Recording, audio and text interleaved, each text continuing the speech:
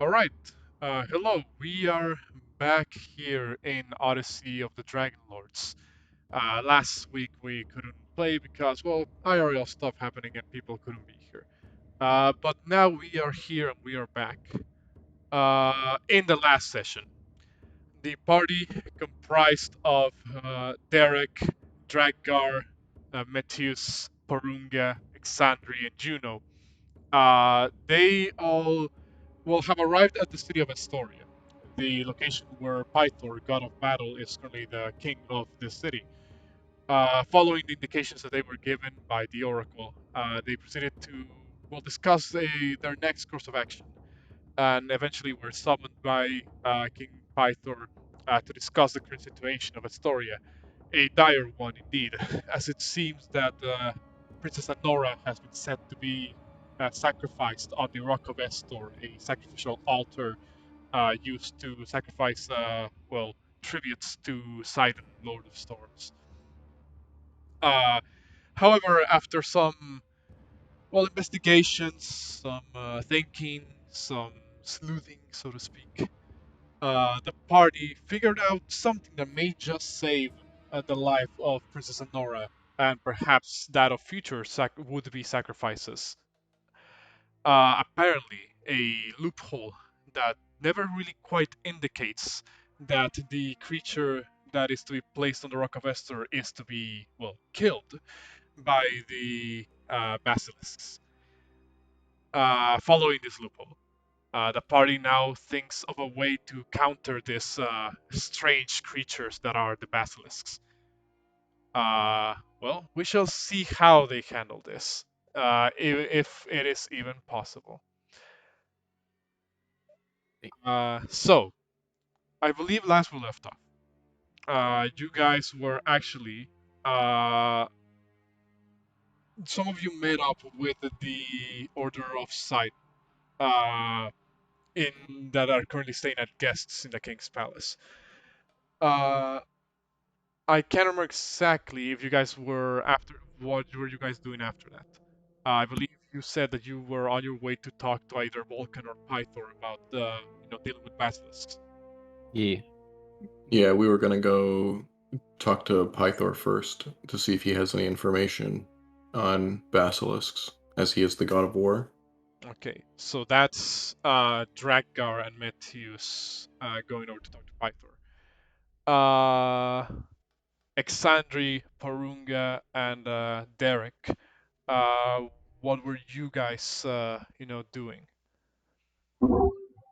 Sleeping. Just gonna follow them.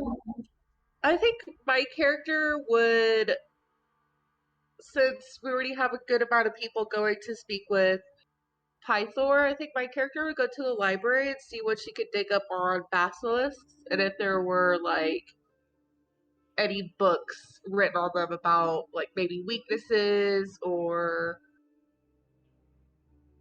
hints or tips on how to defeat them. All right.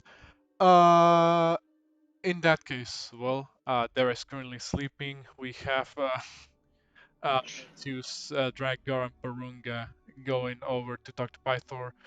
Uh, well, let's do the team of three first.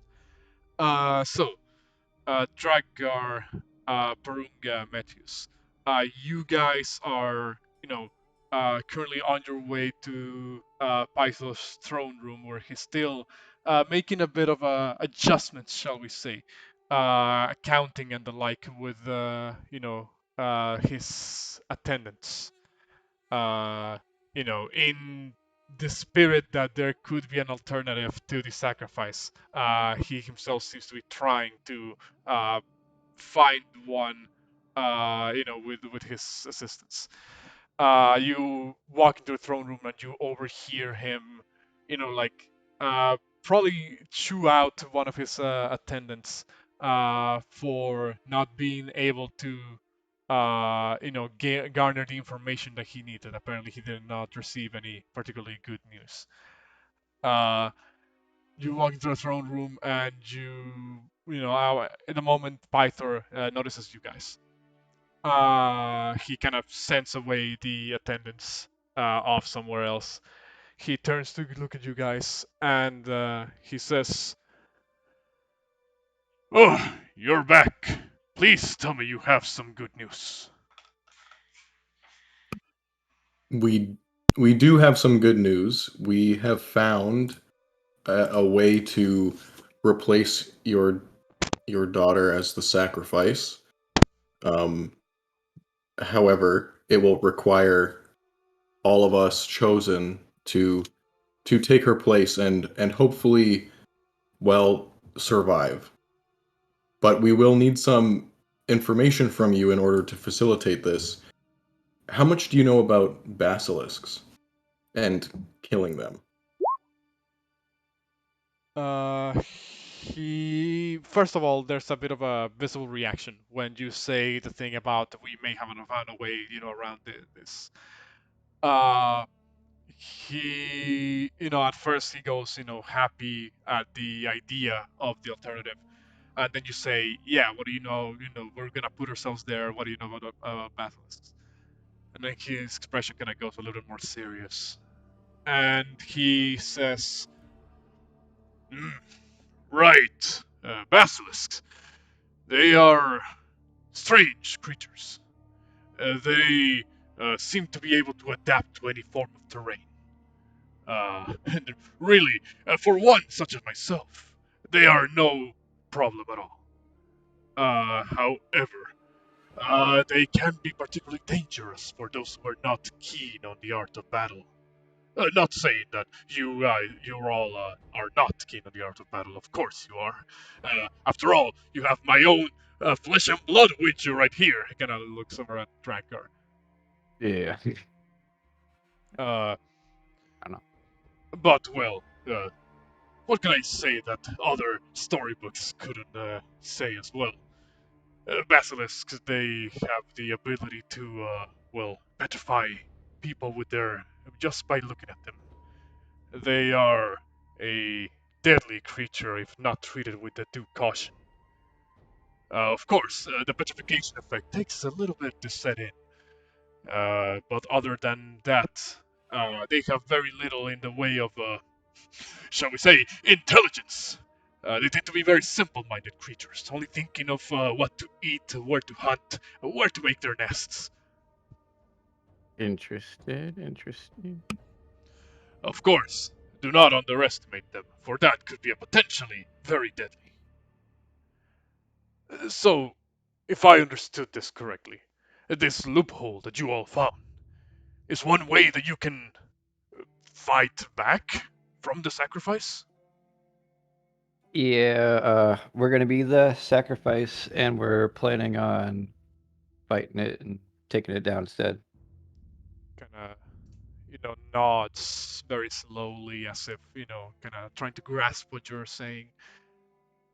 And he says, right, of course! A genius! Who was the one that came up with this idea? Uh, it was Kyra. Kinda, you know, thinks for a moment and says, of course my sister would come up with this. She is a cunning one, she is. I'm Very much. I'm surprised she was this devilish. Uh, so, in that case, if you're following Kyra's advice, I hope you know that, well, she tends to be quite chaotic in her own ideas. Be sure to take whatever precautions you may need to take. I suppose it'll be quite hard to procure a cure for petrifications in such short time notice. But I will make sure to call upon those who are loyal to the kingdom and see if we can manage to scrounge up some supplies. Good. I'll be helpful. I do have another question about the ritual itself. Do you know if we will be stripped of our belongings? Well, this is, I believe, the first time a person has been used as a sacrificial, well, a sacrifice in this ritual. Usually we make do with oxen and other animals of the like. I was never informed what are the specifications on putting someone there in the Rock of Estor. Though if it serves us in any way, shape, or form, I have seen, cows and the like be put up there with, with cowbell and all. I'm not sure Okay. that, works in any way for you all, but, actually, no. This actually works for us. If the Order of Sidon is confident that you are a suitable replacement as a sacrifice, then perhaps we may just use that confidence of them to, well, perhaps they might be dumb enough to allow you to carry your weapons. Hopefully. Let's certainly hope so. So, is there anything else you needed of me? Maybe ask whatever it is you may need. Mm. Would you be able to procure for us maybe some healing potions of some kind? Or is that too great an ask in this moment? No, of course not. We certainly have a couple of alchemists around the city. Certainly, at least one of them wouldn't mind giving up their supplies for a due reward, of course. And if they go unused, I'll return it. Right. He kind of snaps his fingers, and you see one of the attendants come by. As if they were just on the other side of the door. One of the doors on the side, listening on a conversation, and they kind of like come up and say, "Lord Pythor, you call upon me."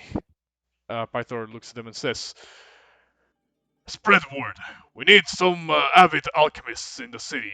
Make sure if they have enough supplies to spare for a couple of potions of healing." Right, sir. Am I supposed to add this to the list of tasks as well as finding the oxen? Forget the oxen for now. Just do this. Right, sir. He can the man who can't be, probably in somewhere in his 30s. He kind of like pulls out like this piece of parchment and begins writing down like everything that was just told to him. You then see as Pythor kind of like waves him off and then looks back at you guys and says, "Right. Anything else?" I think that might be all for now. Do either of you think we could use something else? Besides ways to fight it, but I think we might have an idea. Mhm.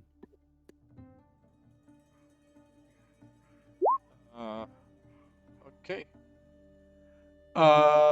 So you guys. Oh shit. Well, do you guys leave or do? You... Yeah.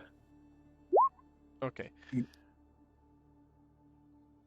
So Why is my chat being weird? all right. So you guys get out of the throne room. Exandri. You are currently going over to the library where, surprisingly enough, you don't actually find Kyra this time around here. There you go. It is actually empty. You begin to try and look for anything that may be related to Basilisk. I want you to make me an investigation check. Okie dokie.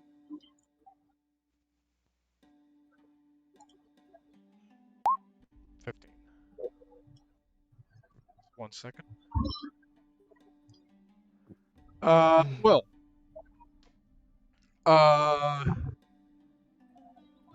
Exandri, you begin to try and find, like a bestiary or, something that could, some books on perhaps, fauna, anything like that could assist you in your investigation. You find one of like, it looks less like a, like a scientific book, more on one of, hunting, akin to the title. It could be something akin to, the deadliest catch, or something like that. Stuff that you think a manly man like Pythor would read on his off time. Uh, you kind of this is the closest thing you find to something that could help you. So you kind of flip over the some of the pages. Surprisingly enough, you do find a segment on basilisks. From what you would be able to find in this segment. Well, in a very similar vein to what I just said as spied earlier to the rest of the party. You will find that basilisks are simple creatures, but cunning ones. They basically adapt to any form of climate and temperature. Their nests tend to be somewhat far removed from their hunting grounds. Uh, they their bite is strong enough to crush the stone that they turn creatures into. Not only that, but you also find out that their bite, almost as their saliva seems to carry some degree of venom to it. Oh. Uh, from other than that, uh, you would be able to find out that technically, though this being a very fairly dangerous creature, uh, its parts can be used for various things. As you would expect from a hunting book, they kind of tell you how to harvest the creature, where to cut, to get the most out of it. Uh, During those notes or so, you will find uh, that the basilisk's gullet seems to contain like this almost like gland or sac of sorts uh, that could be used in the fabrication of ointments and the like to undo petrification. Uh, Good to know. Other than that, that's basically what you would find. All right, she'll jot down some notes. It doesn't by chance give any details as to like what their venomous bite is. Like, is there a potion for that as well besides just their It's glands less petrified? it's less of an extended effect. It's not like a slow acting poison or something to that effect. It's more like a sting. Like an additional oomph to the bite. Uh, Okay. you know, kind of like how some creatures in real life have like anticoagulants, on their in their bites, that make it so that creatures bleed out easier when they are bitten. All right. And then does it say how did wait, I'm sorry. Did it say how the petrification works? Kind of, yes. You would see uh, that, well, the way that basilisks tend to, petrify things is by meeting their gaze.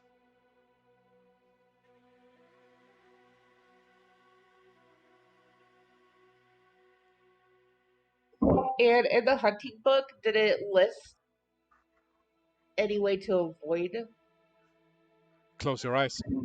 Uh, closing eyes? Pinata! Let's go. Alright. She will jot down her notes and she will uh head back to the main portion of the castle where like everybody usually hangs out. all right. Uh, Derek, you still sleeping? Pumo? I was asking Derek, are you still sleeping? I woke up thinking, where the hell did everybody go? Okay. And I tried thinking, walk around the city aimlessly. Wait, What I'm the a hell little is that? confused. Was Pumo not here the entire game before? Pretty No, much. Yeah. Because he was driving home, remember? I was driving. Remember? Oh yeah, so he's like trying to figure out what we're all doing. We, we, I'm Oh, walking Yeah. around. I'm walking around the city saying, "What the hell? Everybody else go." I'm like, we did sort of explain it away, saying that him and Juno were hanging out together, trying to get the oxen, but nobody bothered on calling out to them and telling them, "Hey, we're not doing that plan anymore." Uh, so I'm like, I fell asleep. But like, where the hell did he go? We'll let him figure it out Does himself. anybody have like a message spell that they could send? Like, I suppose not. I'm walking around the city somewhere. okay. Any place in specific you wish to go? Uh, some food, ooh, some ooh, some ooh, food ooh. vendors. You know, You just some food. okay? You were gonna say something, Alexandri? Were we going to backtrack so Pumo could do his thing when he went to the temple? Oh, the food. Yes. Sorry, my food was just delivered. Uh, all right. Yes, we were going to be doing that. All right. In that case, let's turn back the clock. This happened, I believe, during the start of the first day. No, start of the second day, when you guys arrived at Astoria. So technically earlier this day. Uh, Derek, Yes. you found out that there is something called the Dragon Shrine, here in the city. Uh, you know, you, you made some conjecture, some assumptions, and you believe that this place may be able to help you out in your objective. Uh, so made your way over there. Uh, in case I may have forgotten to describe this, or people don't remember, the Dragon Shrine itself is this almost semicircle shaped building with a lot of marble carvings. Well, I say rather a singular large marble carving on the front of the building. That seems to depict a magnificent, very large-looking dragon. The roof of this building is almost like copper in coloration, and from the entrance of it, there is a thick but not entirely unpleasant smell of incense, uh, accompanied by the constant chanting of the clerics, acolytes, priests that may be here. You would also be met with a conversation that seems to be happening uh, with the head priest, or at least one who looks like they could be like the head priest of this place. A elven man who seems to be currently in the middle of a conversation towards the center of the location. Uh, the man looks surprisingly young to be donning uh, the rather high-ranking, robes that he seems to be wearing. But then again, he may just look young because he's an elf. So what do you do, Huh. Derek? I walk in, just looking in amazement, seeing how he created this. Since it's been a long time since I was probably in this city. Mm-hmm. uh, I just look around in amazement, look at the floors, almost like a tourist. Because again, of course Derek has been gone for a while, so anything new and different, he'll just look at like, wow, look at this. Almost like a little kid when he's at a store. Well, Like, oh my god, I want look at this. well, to Wow, look start, at that. this temple wasn't here back then. Uh, Oh, it's like, it is a uh, uh, well, roll me a history check actually. okay. Let's see if I remember this. I'll give you advantage. I love history. 21. Uh, Dog. when you were walking into the temple, you recognized, the image of the of the dragon carved in marble at the entrance. You recognized it as, or at least you believe it is the dragon Balmitria, well, I guess by now ancient, dragon who was primarily known for being the ever loyal companion of Sander Huarath, the first Dragonlord. Yes, Bali. I remember that. I remember her. It's good dragon. Good dragon. It's coming right to me now. Yes, it took a while. It just took a while. So when you're walking around the temple, you're looking at all the places. None of the priests seem to be bothering you, but then you notice that you seem to draw the eyes of the head priest. He kind of excuses himself from the conversation that he's having with the other, the other acolytes, and kind of seems to walk up to you and says, "Hello, welcome to the Temple of Omnithria. My name is Aesop. I am the one in charge of this temple. How may I help you?" Hi, yeah. I'm just here to look around and see this place. It's good that you guys are doing this for the dragons, especially for Bali. So my favorite dragons out there. Okay, except for mine, because my dragon was the best. Kind of raises an eyebrow, and this very confused expression in his face, and then he says, "Oh, uh, apologies. I almost did not recognize you. I was informed that a group of very interesting individuals arrived at the city. If I may be so bold as to take an assumption here, you and wouldn't happen to be one of the Oracle's envoys, would you?" You could say hand boys, yes. Well, I would say chosen, but I do not want to attract attention. He kind of looks around the area. No, don't worry about it. Don't worry about it. Right. Well, it is my honor and my duty as one of the many trusted ones of the Oracle to offer however many services you may require of this temple. Uh, Sadly, I'm afraid you may have came in at quite the rough time. How so? Kind of looks back at the backside of the temple. You see there's this kind of reliquary that looks almost like a glass box. However, there's a segment of it that has been shattered. There's glass everywhere, scattered all over the place. It seemed like the box held something, but it's whatever it was, it's long gone. He then looks back at you and says, "Right.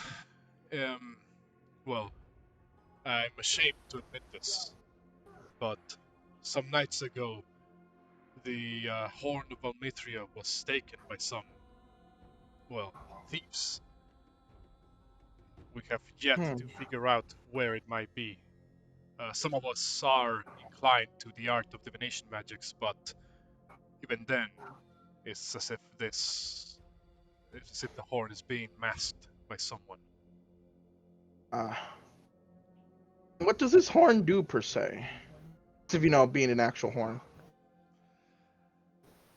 He kind Anything special. of smiles a little bit and says, "So, it's an ancient relic of time long past. It is said to contain magical abilities of, well, a very strange manner. Some say Ah, that by drinking from it, one may be able to discern a future that not even the Oracle herself can witness.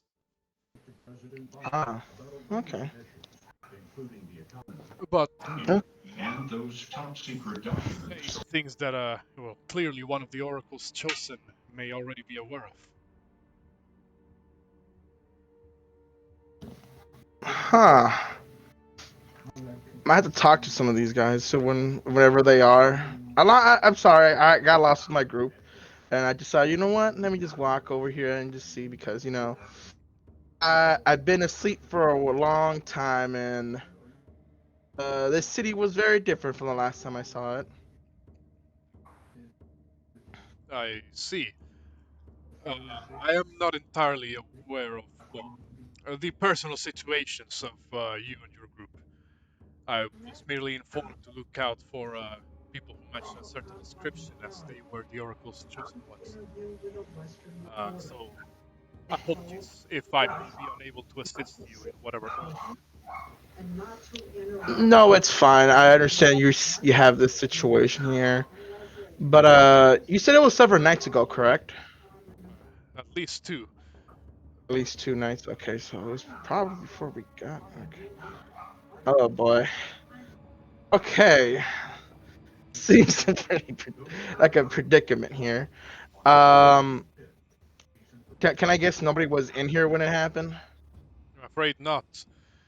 Many of us, well, do not live within the temple, and I myself, who happen to be away from here in errand, I Okay. mistakenly believed that nobody would be so crass as to take the horn from our very grasp. Mm, We were mistaken. okay.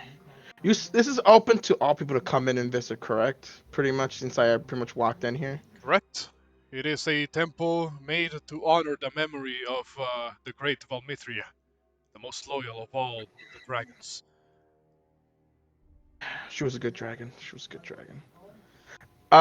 You didn't see anybody here who kept coming in I know it's like almost like a place of worship, but you wouldn't have noticed somebody maybe not right coming in here and looking around. Pinpoint the specific individual. I was informed by word of mouth that there's been rumors of strange goat-like creatures walking around the place. Not satyrs, by the way. I meant the goatlings. I believe that's how they're called. They have been roaming around the city streets. The guards have been doing their best to stop them, but, well, they are known to be quite the tricksters, so they have given them the slip, or so I'm told. Ah, hmm. So that's something to know at least. Keep that in the back of my head. Some other people here. Myself, of course. I guess. I'm so amazed of all this part. Sorry. And well, it's very very beautiful in here. We take great Okay. efforts in maintaining this place clean. It is a shame that, well, it now has been tarnished by the uh, recent thievery. Okay. I gotta give this information to my group. Okay. Well, I guess I'll take my leave. I will again say this is very beautiful in here. Um, I'll probably come back again just to worship again, of course. Dragon was so good. Very nice to me, not like the other ones.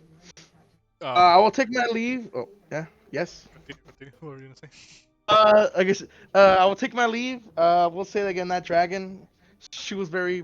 Dragon was very cool. You know, I petted her a lot back in the days. No. Okay. He looks. The dragon's okay. Oh my god. Uh, well, Uh, whatever the case may be. Uh, yes, this place will always be open to those who wish to honor the memories of the ancient Dragonlords of old. yep. I wish you have a good day, and apologies for bringing this dire news to you. Mm, All right. Thank you. And I'll take my leave. right. Whee! You get out of there and go back to the city. Mm, There's so, no giant dragon. anyway, So I'll say for the sake of convenience, uh, that eventually you all gather back up to the main hall of the castle. Conveniently around the same time. It is now getting a bit into the evening. You guys have been, doing stuff for most of the day. So what do you guys do? We should probably meet up and discuss the strategy. Yeah, I did say you guys kind of like gather in the main hall of the castle. So we were able to procure some healing potions from Pythor, and we got a bit of information from him about the basilisk, mostly that he is very good at killing them. However, that's anecdotal. And that they have very little intelligence. They petrify by looking. So hopefully, Exandria, you found a little bit more information than that. I also found that to avoid petrification, we should not make eye contact with them. But I also learned that um, if they do bite us, their bites are a little bit venomous. It Oh, doesn't look like long-term effects, but we should be mindful that their bites probably going to be more substantially wounding than, say, a scratch.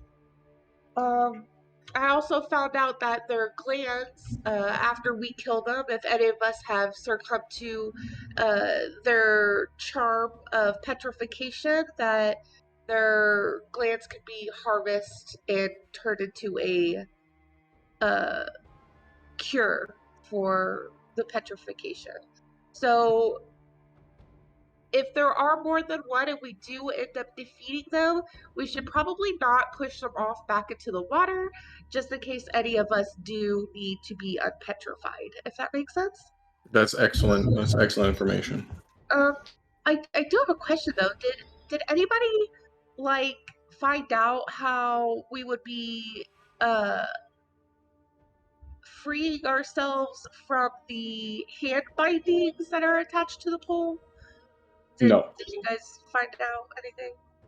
No, but we did. Pythor was very confident in thinking that we would be able to just walk onto this stone clad in all of our gear, probably being able to use Gaius's his confidence that we are fakes, that we would be able to just I walk up mean, to it. I mean, I don't per se think that any of our equipment.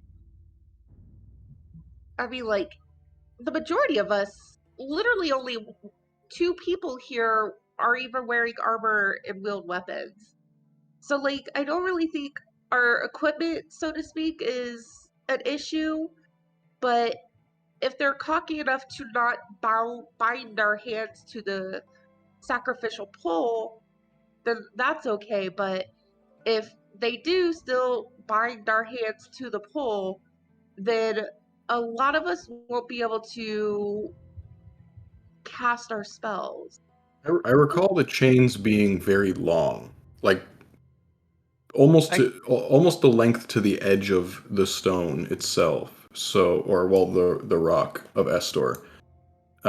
Maybe we could take another quick look at it, or I guess we could ask. We could ask something. I mean, do we do we remember they were shackles, right? They didn't look like they were particularly strong shackles either. They maybe I'm misremembering this, but they were sort of they looked like they weren't really there for like serious imprisonment. Maybe it won't be a problem. Uh, yeah, they just for in case anybody forgot. The shackles themselves look at the very least strong enough to hold the average person. Uh, they do, however, have a a visible, keyhole, that perhaps could be, tinkered with, should you happen to be, should you happen to be proficient in the required abilities. Wink, wink, nudge, nudge. Do I? Brute force, got it. Yeah. Do I know if I like if they're wrist shackles, right? Do I know if I would just wouldn't be able to cast a spell if it's just my wrists that are shackled? Like if I can still move my hands around? Um, Give me just 1 second while I shackles. So as far as I'm aware, you as a spellcaster, you technically can still, cast spell that have somatic components as long as it's only like manacles, that are around your wrist. right. Specifically, if your hands are fully restrained, that you can't use, somatic somatic components. Right. So like if my fingers are bound. Mind you, while bound, even if you can still cast components, you would technically be, I guess, restrained in a certain sense. Uh, so take that as you will. Hmm. Is anybody proficient at unlocking locks? I got my fist. Oh no, but no. Hmm. Doesn't seem like it unless Juno might be. No. Well, this may be one of those things that we just deal with in the moment. Yeah. I certainly don't know how to pick a lock.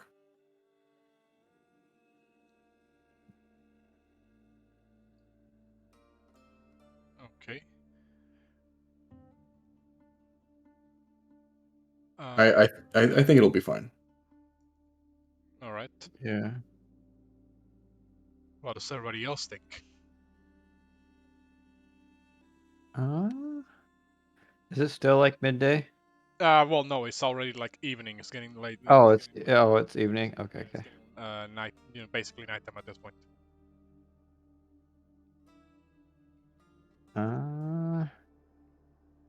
You guys got anything? Any plans? Well, I do wish we had thought of this plan sooner because we I could have mean, possibly looked for the basilisk's den and Yeah, beaten up that way, but yeah, I I was don't true. think thinking we have about enough that. time to go exploring the shores for their nest. Right. Yeah. We'll just wing it. So do we don't have any more time to see Vulcan or Unless we think that they live within a day's journey from here, right? Because like we have until sundown tomorrow. Yeah, that's true. I don't know if we could track it, or like maybe as Porunga says, maybe we can just go and ask Vulcan if he'll have a way to break the shackles, or maybe some tools or keys or something. Yeah.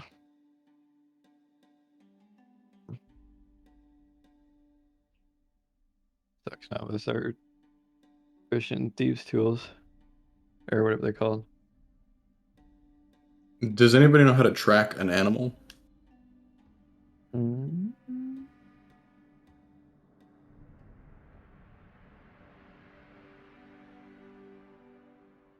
I don't think so.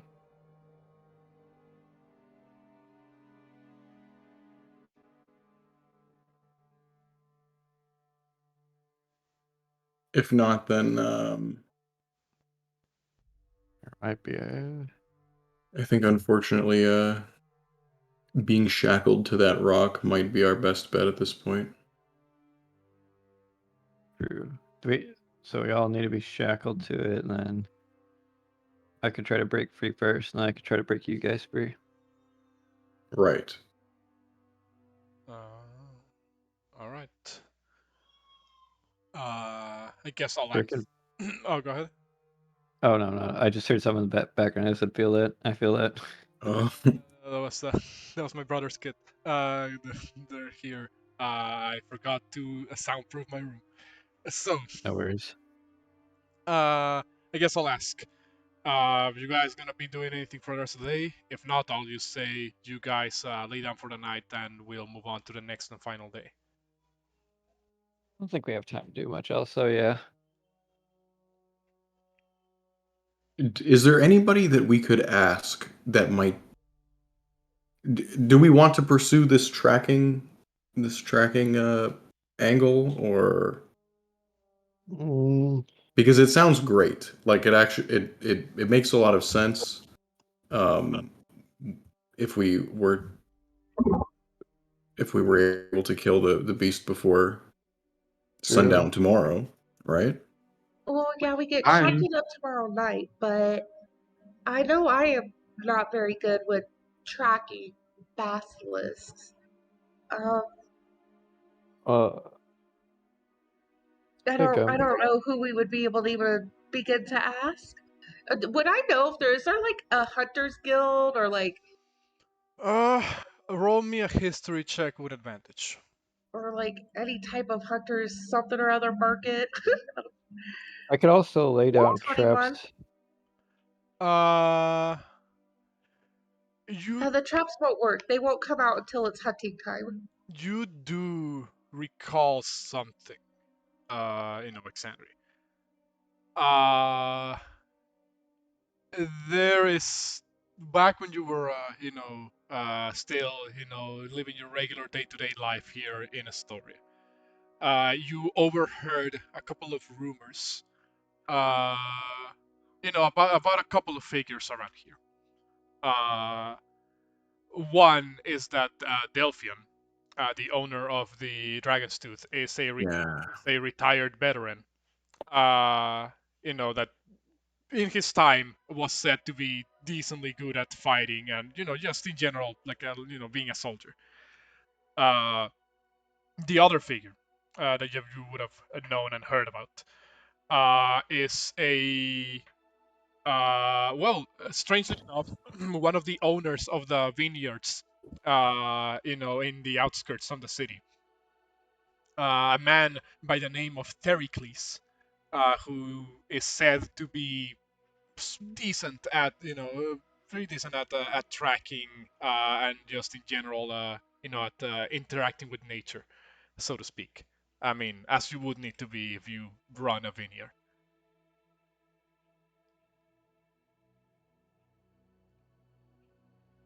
And then what was the name of the first person at the Dragon's Tooth? Delphion.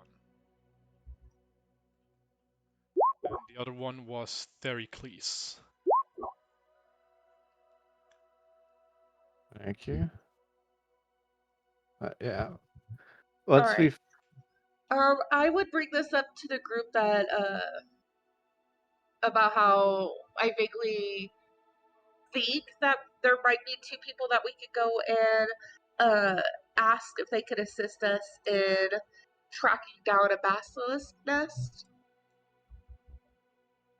How long would it take us to get to the vineyards on the outskirts of town? It'll take a while. The vineyards are located towards the east, outside of the east gate of the city.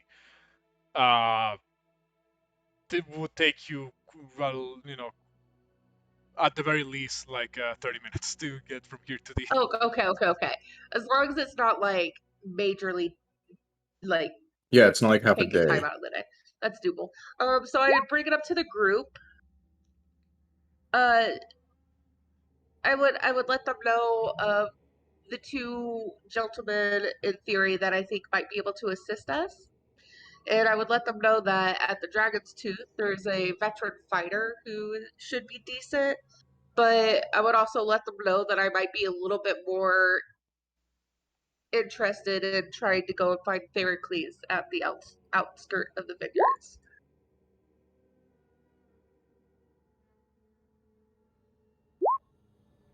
Okay, well, If the outskirts aren't that far,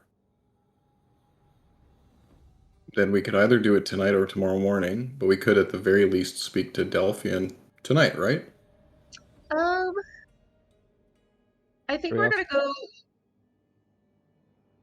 Should we What also kind of speak to day is it? Vulcan or? Yes, and grab some drinks. Excellent idea, Porunga. I don't think we should prolong, if that makes sense. Because, like, what if it takes. Because we gotta remember, if we start tracking the basilisks, we have to be back in time for the ritual. So. Yes. True. So, if we push it off until tomorrow, we have a greater chance of failing and my sister being sacrificed. Yeah, Because true. we might not make it back in time.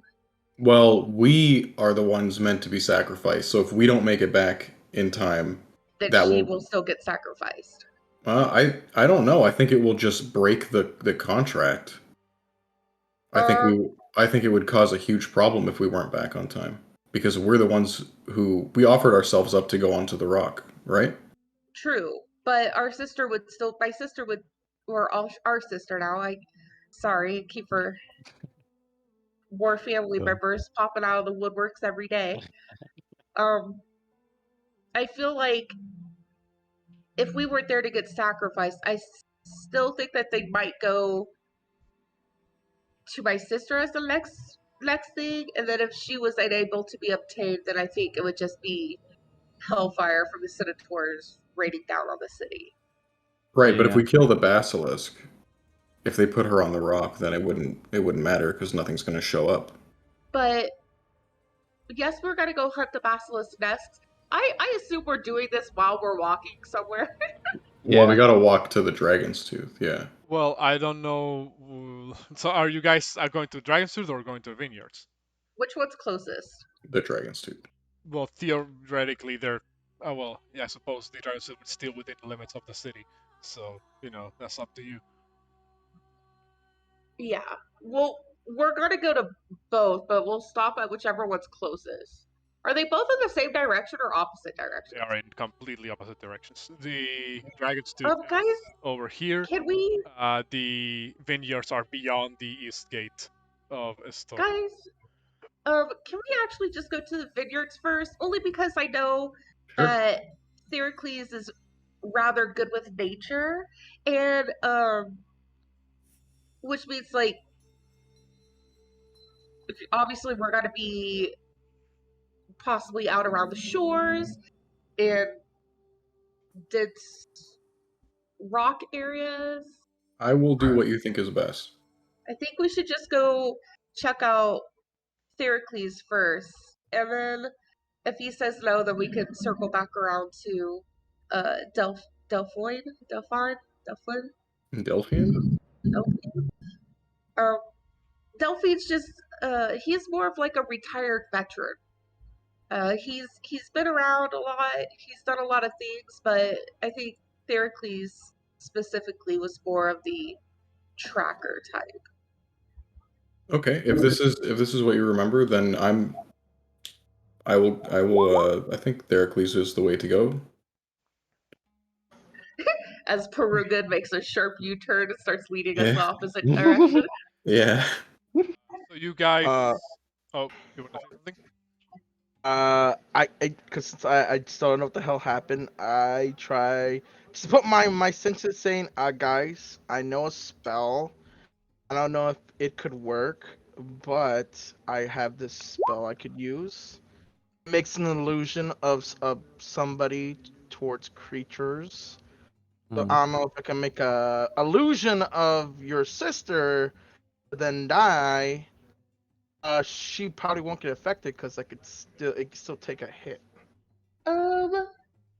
Although that sounds like a very good spell, I do not think that would work for the sacrifice, as they will like physically be escorting us up onto the platform, Right. and I don't think your illusion will surpass the eyes of 18 guards.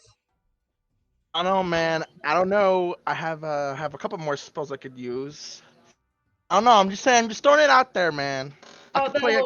Although that is a good spell to know for the future in case we need to escape somewhere and we need you to send holographic forms of ourselves in the opposite direction. Oh, I have to play music while I'm doing it. That's the only caveat about it. I have to play some music. You To could work. also possibly use it while we're fighting the basilisk to make it look Well- like there's another body for them to attack.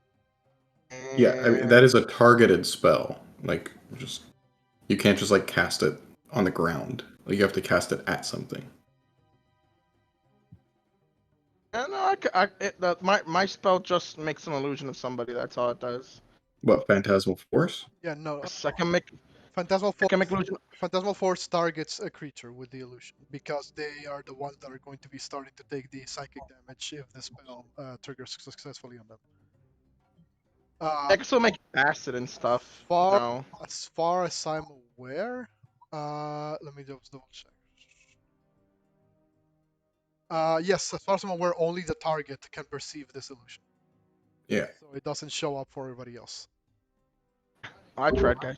So it's like you slap them with You a know, trippy vision. you hit them with the genjutsu.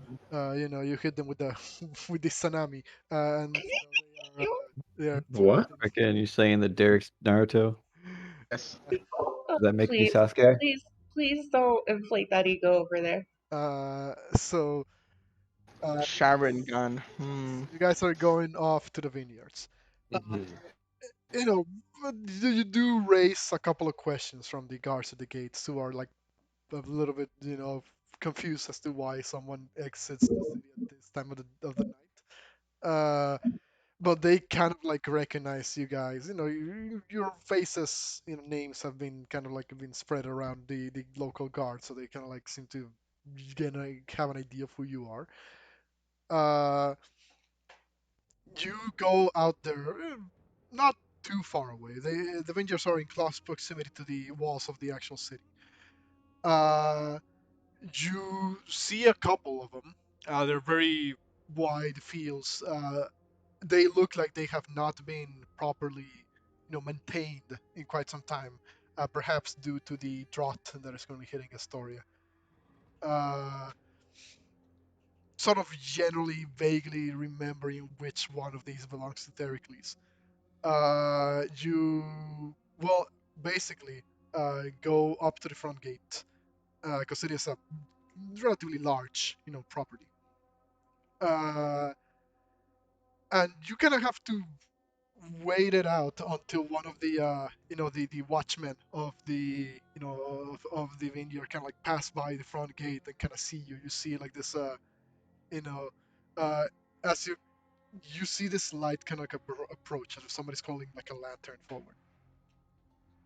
And when the light kind of shines on you, you hear the voice say, "Who goes there?"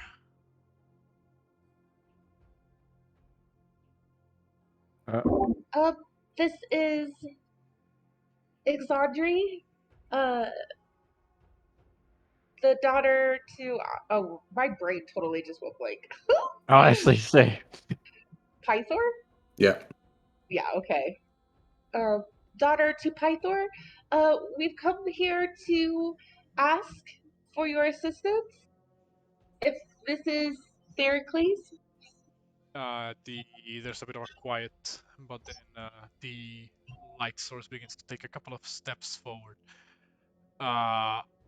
It is a bit incandescent due to the way that it's kind of being pointed directly at you. But after a moment, the kind of like cap of the lantern kind of gets put on the light, and hides away. There's now your eyes adjust to the darkness, and you see this man, who appears to be, a very fit-looking middle-aged man. There is a look to him like he's not particularly having the best of days now. He kind of says, All right. You found me. What can I help you with? And please, as much as I enjoy nighttime visits, he says with a sarcastic tone, I would like this to be made quick. There's currently a lot happening here. Um, we no, this is very last moment. As I'm talking to him, can I like give him a once over? Does it look like he might be a follower of the Titans by chance as I'm talking to him, How or would you even be able to tell that by sight? Uh, does he have like tattoos or like a symbol? No, just joking. Um, she'll just get straight to the point. She'll be like, I know it's late and I know this is very last second, but tomorrow we are to be offered up in a sacrifice, and we are to fight some basilisks. Oh, from growing up in the city, I've heard rumors that you're rather great at tracking and finding your way around nature. I was wondering if by chance you would know where a basilisk den is, or would know how to track one, or would be able to assist us in tracking down the den within the next 24 hours and getting us back to the city. Uh, so we may defeat the basilisks before the sacrifice. you've been seeing his expression during all of this explanation you're giving him, and he shifts from various moods. You go from yeah, we are from we're the son, the offspring of Pathor. We're gonna get sacrificed. But wait, can you help us find the basilisk? Just start dropping a lot of information in this man. And he like there's this constant shift in his face. Right as he's about to talk, you see like way in the back, from like the actual like I guess house that is in the middle of the vineyard. Like this light turns on and you see like a figure, kind of from the doorway. Kind of shouts out, "Is everything all right there?" And he kind of turns back and says, "It's all right. Just go back inside."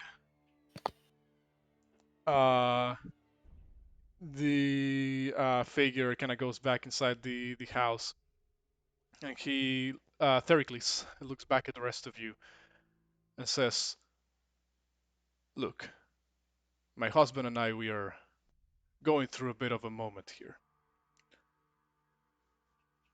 Don't know if you Oh, care of what's happening here, but my daughter disappeared, and I'm not exactly sure where she is." Ruh-roh. well, shit. Um, hear me out. Um,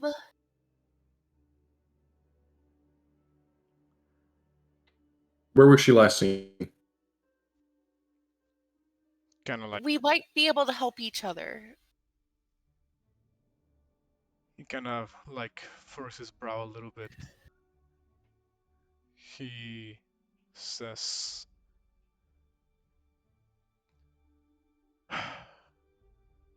"All right, I'm listening." If Mateus, please, interject if you have a different plan. But if you're able to help us find this basilisk nest and allow us to slay the basilisks, we make it back to the town, we can help search for your daughter. And also, I could tell my dad of the service that you've done for us, and he might be able to expend some hands and some ears to us. Well, he is Pythor, I if am that helps. well aware of who the king is. I served under him for years. you know, the city is pretty large. It's huge. There's like this thoughtful expression in his face. And then he says, my daughter, Corina, she has been missing for, well, quite a couple of days already. Almost a week. I tried to look for her. I think she was last, well, from the direction that I think she may have gone to. I fear she may have gone into the old woods. Been unable. What direction is the old woods? It is Over yonder. over here, around 20 miles away from. Jesus Christ! We Fucking got run so away much- from home. The old woods. The old woods is somewhere that we have to go eventually. Oh, that is true. We got it. can promise to look for your daughter when we do that, but right now we really need to get this basilisk slain, or else rain will not return to the land. And I mean, worse than that, a roving band of centaurs will destroy the city. Yeah, just kill everyone. Gotta take a deep breath.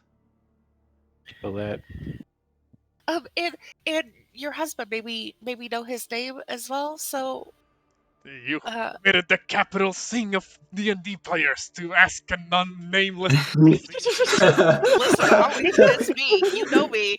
We made you name every rogue NPC in our first campaign. Is that true? Yes. yeah, Oh goodness. and we ended up having one of them as our teammate. Let me pull out my ancient Greek name generator. Like Yeah. like in the first game, he was just throwing out like Matt, Bob, Dan, Sam. Drew, Why would you do my that to me? boy. Let's see. Simon. Okay. He No take backs. he says, my husband's name, Simon. Okay. So if you think your daughter, may I ask how old she is? Well, Or roughly? she just turned 17. And she Uh-oh. traveled to the old woods? I'm not even sure how she got that far herself.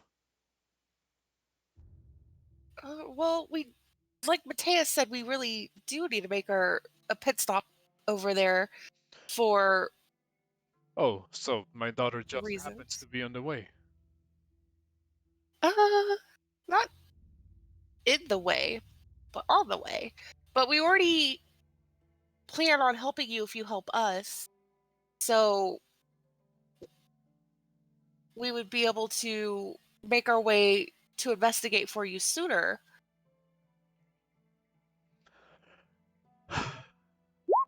I'll do this on one condition. Okay? That you succeed where I didn't. Find my daughter, and not just her. All of the other kids that have gone missing. Hi. What? There's more than one? Okay, how about we walk and talk? Let's track and hunt and talk and take notes same time. Just point me in the direction you want me What to the start. fucking Yeah. province or something? Jesus Christ. Just point me in the direction where you want me to start looking. It's a Pied Piper in this city. Jesus. In the Um, direction where you. Well, we well- know that it has traveled at least once before to the Rock of Estor, but I don't know if there would even be tracks left there to find. Yeah, we could that's true. We could take him to the Rock of Esther first Mhm. and see what he could find. I would relay to him the information that I got from reading the book about their hunting grounds and their nesting grounds. And would also let him know that temperatures don't affect where they reside. And then I'll also let him know that even if we do not find the basilisks and slay them, we will still, without a doubt, assist him in finding his daughter and saving her and the other missing children. Which is quite concerning that this wasn't brought up sooner. Well, it's almost the same. The band of centaurs is threatening to destroy the city. Mhm. If a life isn't lost. So people are worried about a lot of things in Astoria. This Jesus place is Christ. just cursed. Jesus. True. No wonder I left. Fucking feel it. Uh, Goddamn. So, you guys, go back into the city, back across the streets. By this point, it is very late in the night. It takes a while to get, anywhere, quick enough, shall we say. Mhm. You guys go all the way back to the Rock of Estor. It's, well, a location that you guys have already, looked into, beforehand. While we were on the way there, could I have been looking for tracks? Uh, See if there's any, of hopefully basilisk, but I don't know if my character knows what those tracks look like. Well, you would not be able to find any like within the city limits itself.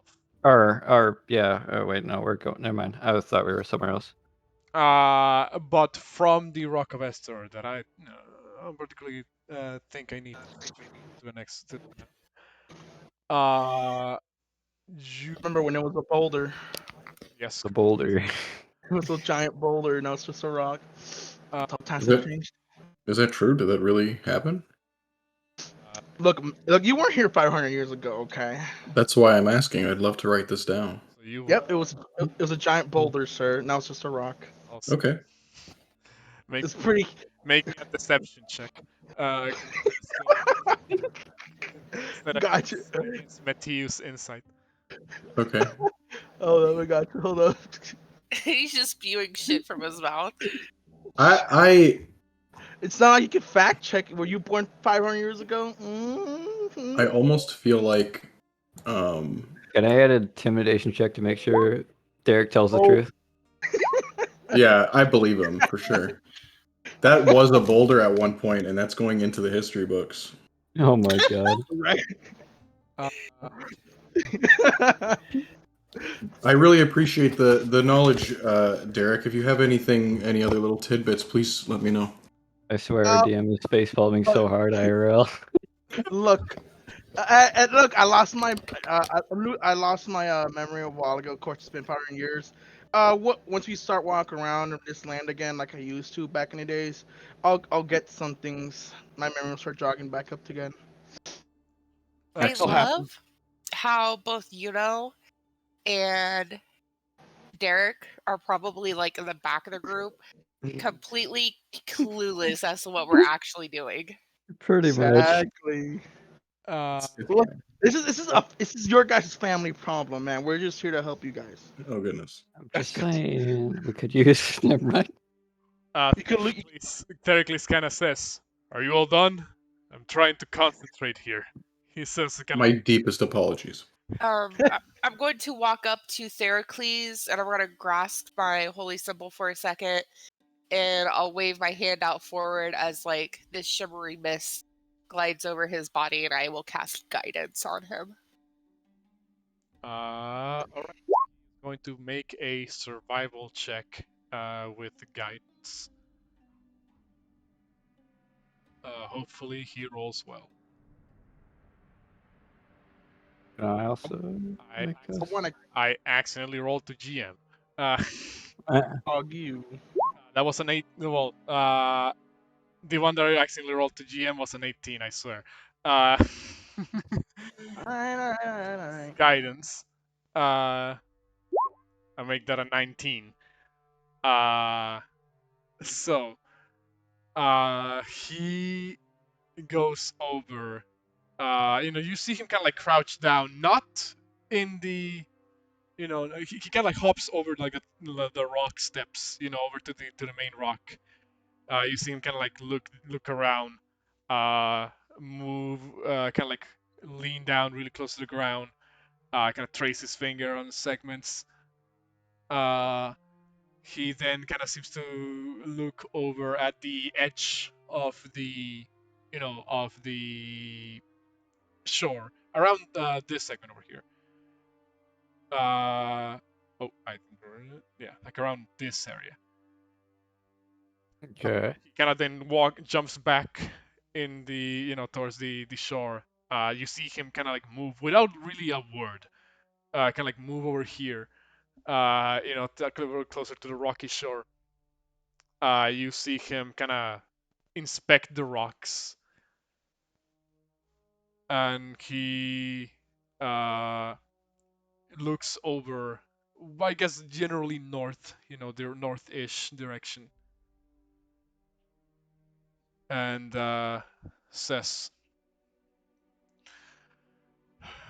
"This segment of the river this close to the shore is not too deep, shallow enough that a creature like a basilisk may be able to disturb the bottom of the river. And well, the water tends to wash away most tracks. It can very well not wash away this." And you see him pull from the side what appears to be this kind of like almost chalk white, stone that looks not quite like any of the other natural rocks here in the area. In fact, it looks like one of the chunks of rocks that you guys found on top of the Rock of Estor when you guys were first here. Oh yeah. Mm. He looks at it, and from the angle that he's showing it, it doesn't look like anything to you guys until he turns it around, and you see what appears to be around the not scales, what appears to be around a quarter of a cow's head, uh, completely petrified. Right. Of course. Oh, so earlier when you were moving that stone, you were probably actually just moving cow pieces. Wonderful. Excellent. Add that to your add that to his journey. No, his journal, sorry. Oh, Kinda, he's writing it down. yeah, so he then kind of says, "If I'm correct about this, the trail seems to lead north. For how long, I can't tell. Probably beyond the city limits." Well, Do you think it would be less than a day's journey beyond the city limits, or an hour? You can't tell at all. we As far as I can tell, the trail seems to go along the edge of the river here. Can I have my character randomly lay the traps along that trail? Well, Or would that not work? where specifically? Like in the shore itself, in the water, in like. Probably not in the water, but kind of like on the shore or along the shore, I mean, or like by like the rocks and stuff. how many traps do you have? I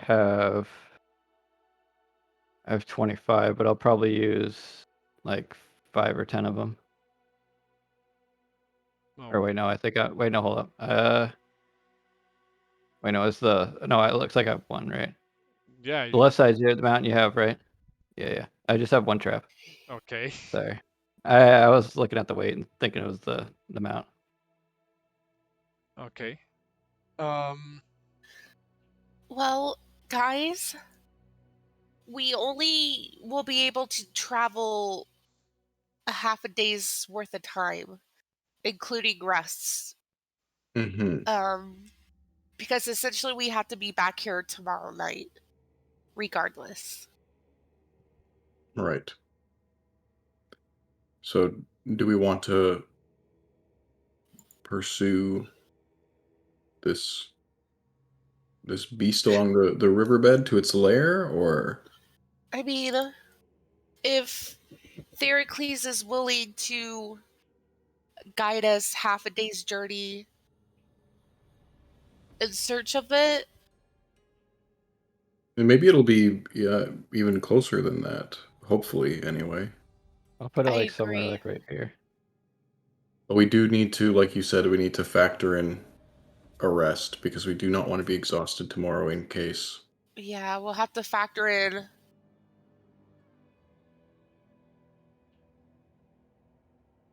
at least a short rest. And then, I wonder guess we could just long rest on the Rock of Esther when we get back tomorrow. Fuck it. I suppose. I wonder if this would be his area. Uh, I should put it over there instead. so I Actually, I don't would, know. while we were talking, I probably would have like mentioned to you to set your trap on the Rock of Esther while we were waiting, Yeah, I'll just do that. On the rock? and to like mark it with like 2 rocks stacked on top of each other, so we would know not where to not step. True. I'm gonna play banger of a song. It's, it's to be quiet. Let's play some music, might as well. okay. So just so I got this Correctly, you guys are going to be following the trail, however long it may, get you guys, until you find what you may think is the, the lair or nest of the basilisk. Is that correct? Yeah. Yeah. Mm-hmm. But once we start getting close to about half a day's journey, we'll probably turn back around. Yeah, if we don't find it. Rest and then turn back around and come home. Okay. In that case, Who had him? No, put it on the Rock of Esther. Somebody didn't pick him up. in that case, well, if nobody, has anything to say against it, I'll say you guys will, go off and follow Thericlix's lead. Periodically, as he's tracking, when I see him go to like look at the ground or tracks a little bit in more detail, I will cast the same misty guidance over him. I also look for tracks too, see if I Well, see something. do individual checks, you and Thericles, or one of you can help the other. Which means he gets to roll at advantage. I got +2 survival, but it'd probably be better to give him advantage, right? He has a +5 to. Oh yeah, I'll just help him, I guess. Okay. Kind of miss Landor, Jesus. Hey. True, right? Sniper. Landor would have been killer in this campaign. All right. In that case, And Bear the dog. let me move you for a moment to the map because this is actually much like Thericles said. This is taking you beyond the limits of the city of Astoria. Almost a mile away from Astoria. So not, obviously not enough time to account for the half day's journey.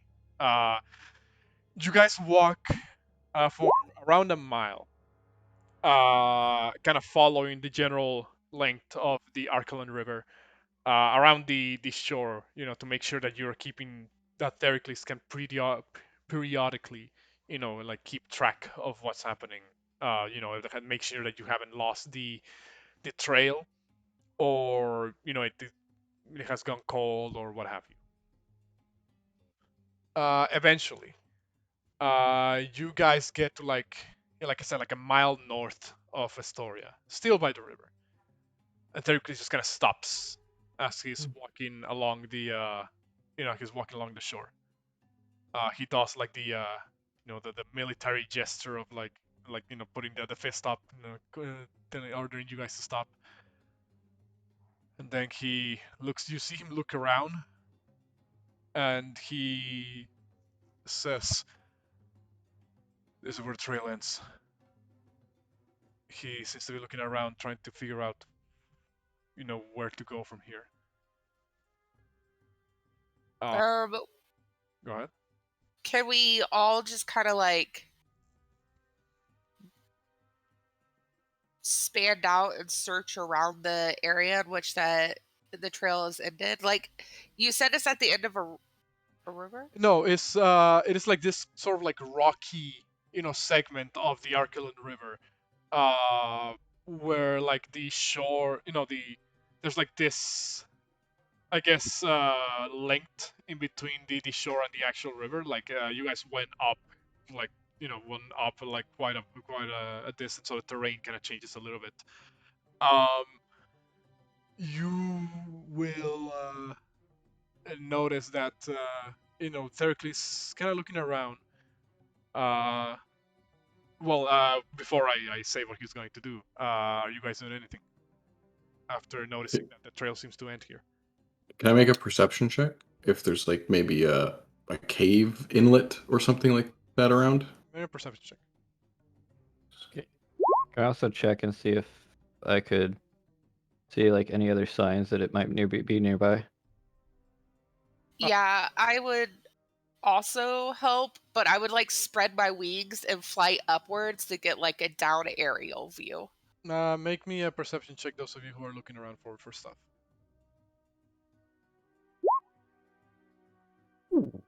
Okay. Exandri and Drakgar. Through different means, you manage to spot something that catches your eye.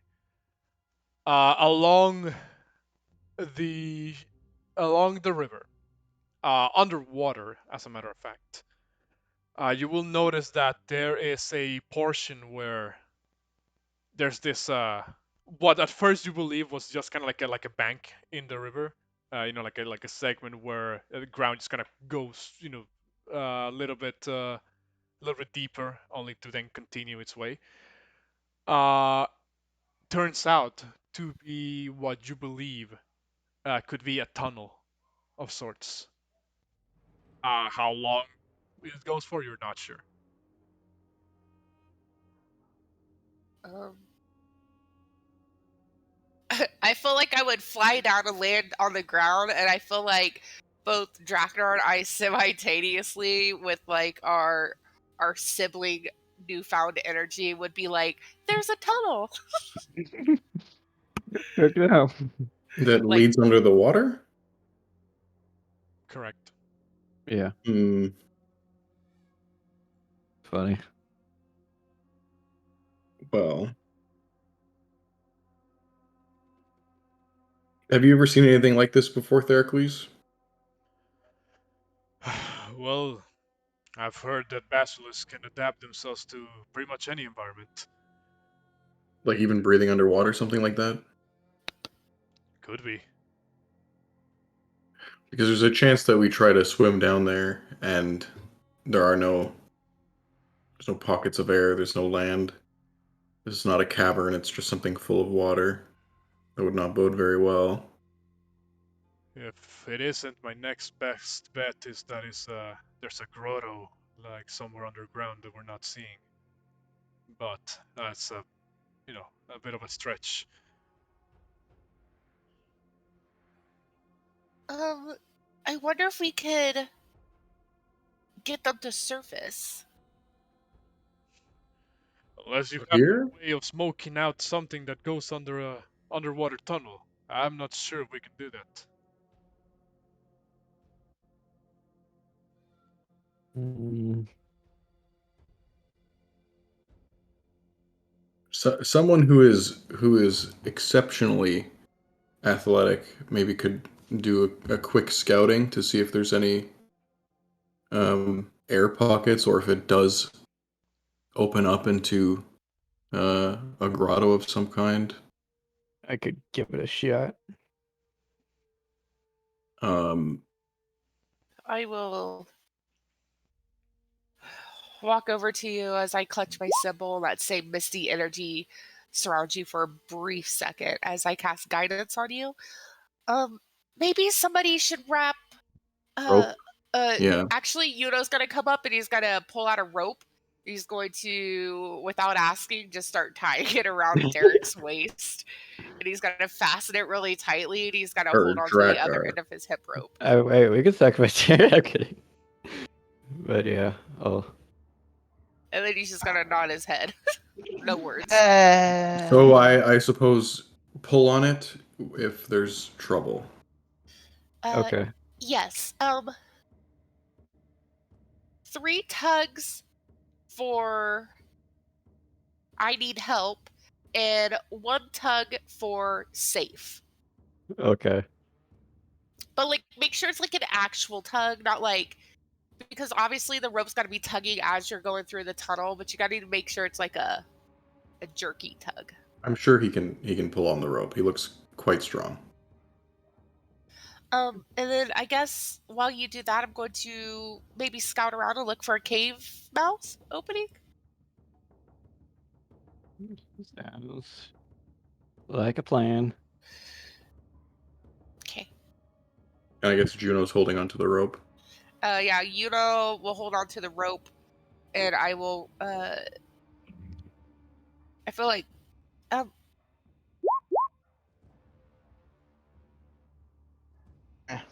Drakgar, will you stay with Juno and hold on to the rope? Sure. I mean, not Drakgar, Oh, whoops. Derek, sorry. Fine. Grabs And the then, rope. Porunga, if you might want to assist me in looking for possibly a cave mouth opening around here.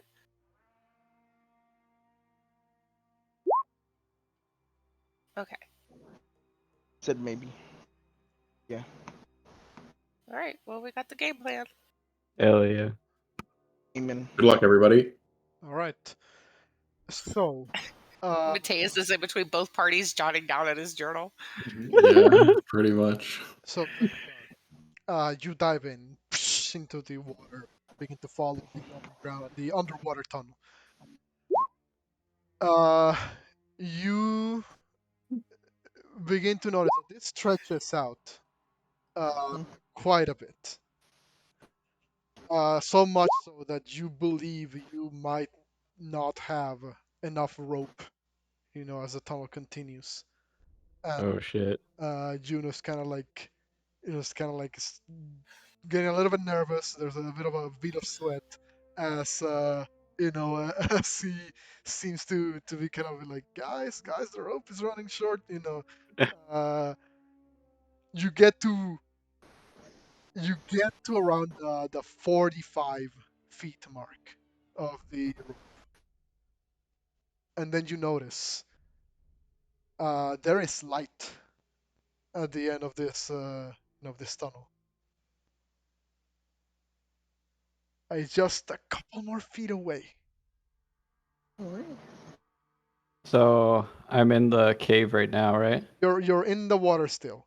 Oh, I'm still under. You're just about to run out of rope to get to the segment. Like the tunnel kind of seems to curve upwards, and there seems to be a light coming from from around the curve. Mm-hmm. Kind of feels weird again. So there is land. It's just past the rope, right? You're not sure, but you know that Yeah, or it looks like it. Uh-huh.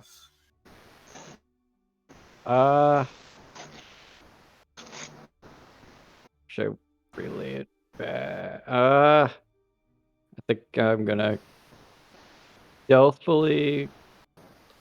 Actually, I think I'll go back and I'll go back to them and tell them that there's more stuff further, but it's beyond the rope. So I'll like tug them to have them reel me back. And as far as you go, Sandry, you don't actually find any other cables. Okay.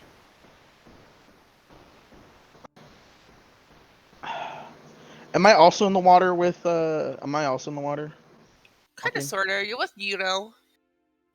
You guys are like, rope because duty. the rope was running short, you guys would have actually been in the actual river holding the rope when you feel it kind of like go slack, I guess, in the amount of time that it takes, Drakgar to swim back. So yeah, I'll Okay, I'll make a joke when I'm in the water, kinda. Okay. I'll start heading back then. So you guys, after a couple of seconds, feels almost like a minute, Drakgar comes from the underwater tunnel, and take your breath as you come up from the water. Oh, good. You're alive. For now. Hey, my brother lives. There's a tunnel down there, but it's past the rope, and there's a light which looks like it might be land or something similar. If we want to possibly continue, or Do you think it's safe enough for all of us to travel through? possibly. He is the largest out of all of us. Well, True. you mean you think that there's an opening somewhere where we'll be able to breathe? It looks like it. Then That's not one.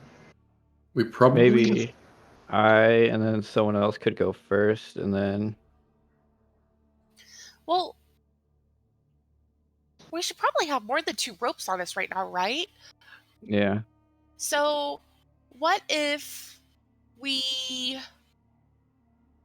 find a really good stone to anchor the rope around it, and then 2 people go down, and once you get to the other side where you see this light or possible opening, and you guys can pull on the rope, and then the rest of us will follow in groups of 2?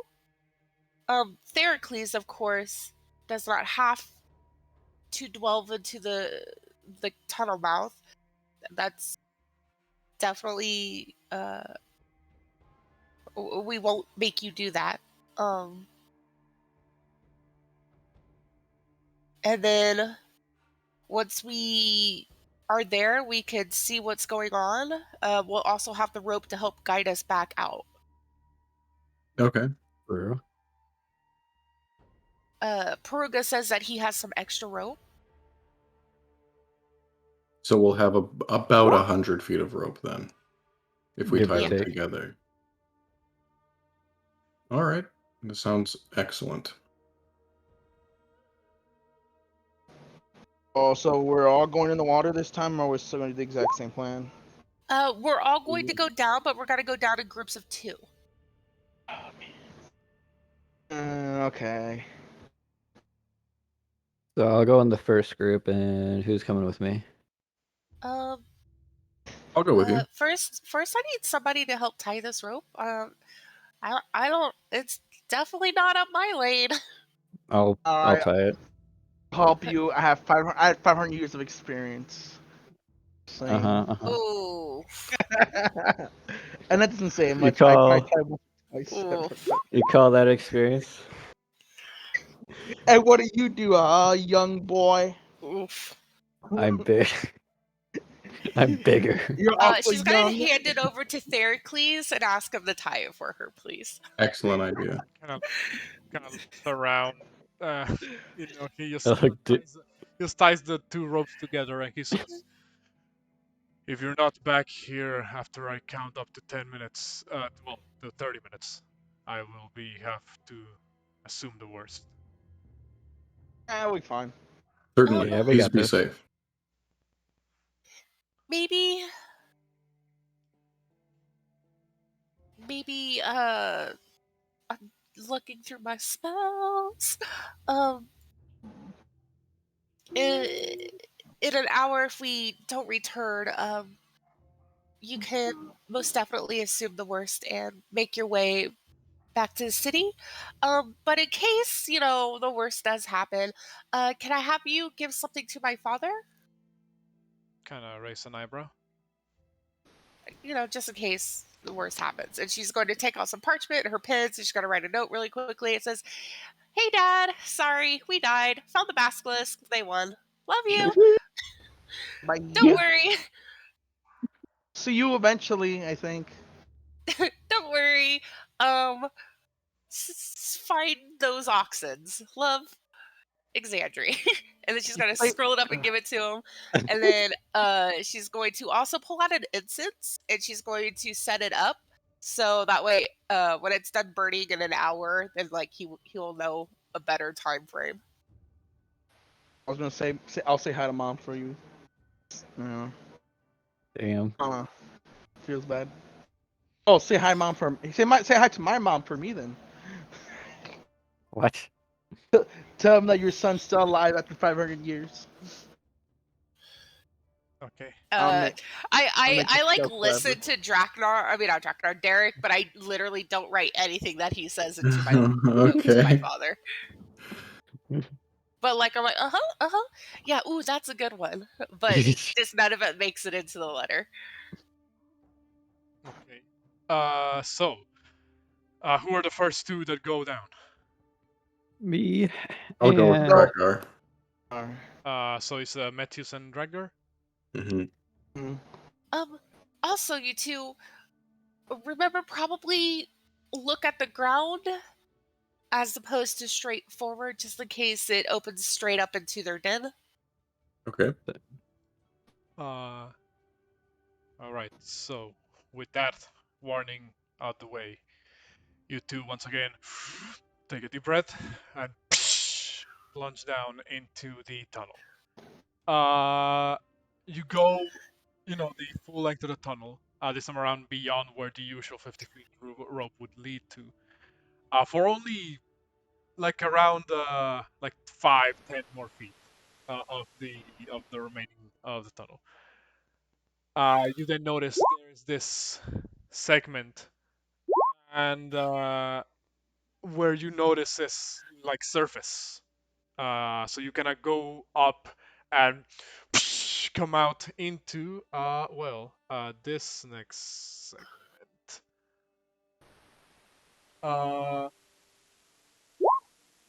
What appears to be an very damp, looking place, almost like a grotto of sorts, with what appears to be this slightly bioluminescent, like moss or mush of mushrooms kind of hanging from the ceiling seem to emit a very, very dim light.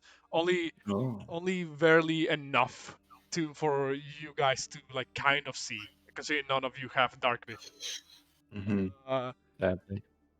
It is lighting conditions that in any other case would, a regular creature wouldn't be able to live, without its eyes adapting, very quickly. Uh, the dim light seems to go like in various directions of the grotto. Uh, but from what you guys see, doesn't appear like there's anything in the immediate vicinity. Okay, we should pull the rope taut and signal for the next group to come because we have way too much rope now. Like True. they just need to get over here. It wasn't that far. So you're the strong one. Could you just pull the rope that one time to let them know it's safe? Yeah, I'll give it a tug to signal. All right, uh, Derek, Porunga, you guys are up. I mean, yeah, you guys are up next. All right. As I'm finishing my notes, my dad still. So, Porunga and Derek, you guys also take a breath and you swim down, eventually coming up into the same location that I just described. Uh, like the middle of this pool of water, in a grotto.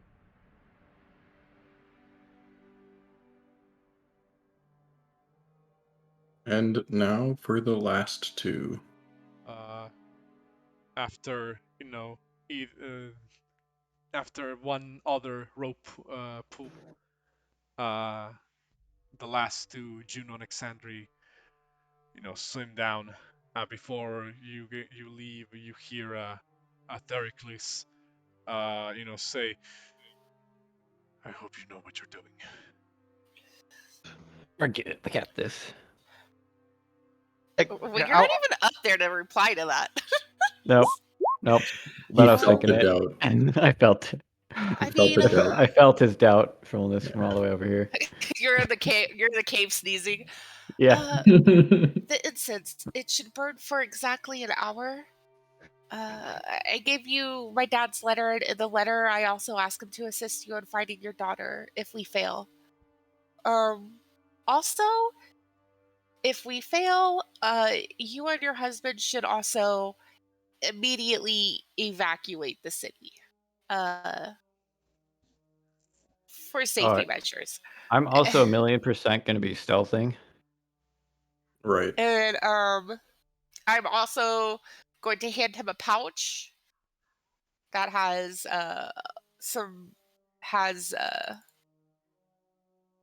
let's see, has 5 gold coins in it. Okay. You hand him 5 gold pieces. He says, even if we do evacuate, what about my daughter? Just make sure this letter gets to my dad. In it, as my last wish, it's that she's found and returned to you. All right. And then evacuate. And then her and Juno will ready up and they will dive down into the water. Okay. Again, much like I described, you go down in a tunnel that extends for around 60 or so feet. Until you eventually come up into the surface of the water, finding yourself in this location. Let's see here. Can I do an investigation check? I'm looking for those little petrified pieces of cow to see if they go in a particular direction. Well, the trail has vanished. Like at this, It's there's okay. no real like trace of those like like bleached white rock that you would have otherwise seen back at the Rock of Estor. Okay. And there's still no like tracks or anything new. You guys can make me survival checks. Huh. Survival check. Drakgar, Metius, Porunga.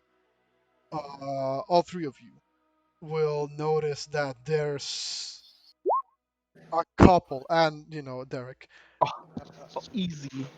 Derek and Everyone but me. everybody but Exandri. So everybody but It's Exandri okay. would be able to tell that there's actually a couple of sets of tracks that go into different directions in this area. Oh, They go over here, and over here. so there's possibly 3 of them. Sounds like. I'll say I hope that's not true. Derek, because you got a 21. You're kind of like looking around, seeing what's happening, trying to follow like the trails that are around here, and you notice that at the very least one of these sets of tracks seems to almost look like it's overlapping, with itself. Oh, so there might not be. Okay. Well, no, by overlapping I mean there's like this additional, like set that kind of seems to be done in the same, like it's general same location that the original. So potentially, you believe could be 4 basilisks. Uh-oh. What the hell? To be honest, I feel like this feels like home because there is a carnivorous creature coming after me. I'm in a Oh my dark cave. goodness. There's a lot of Oh my water. god. Actually, I feel at home, guys. To be honest. This is home. Oh, hey, 500 years, man. Shush. I'm going to walk up to Juno, and I'm gonna kind of like move his whatever his clothing item is out of the way so I could see like the back of his shoulder, and I'm gonna be like, um, this might hurt for a moment, but please bear with me. And then she's going to, with her holy symbol, she's going to like singe a warding symbol into the back of his shoulder. She's got to cast warding bond on him. Oh, damn. So cast warding bond.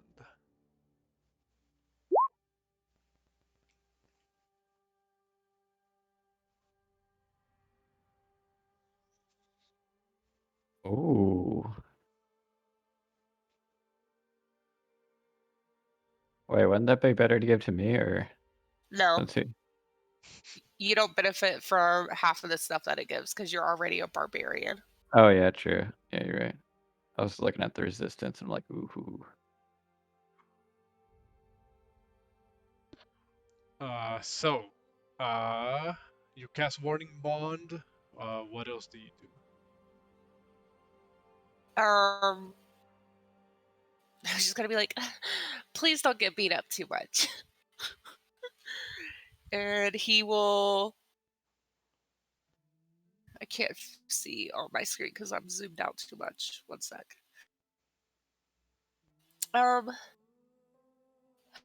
Well, guys, I think we should just go in the biggest direction first, mainly because we're a bigger group. See how easy or hard it is to take out a basilisk, and depending on if it's easy or challenging, we could go from there. Which direction was the direction that has the overlapping, the pair of tracks? This one. So we should go there last, probably, Yeah. if that makes sense. Yeah, probably.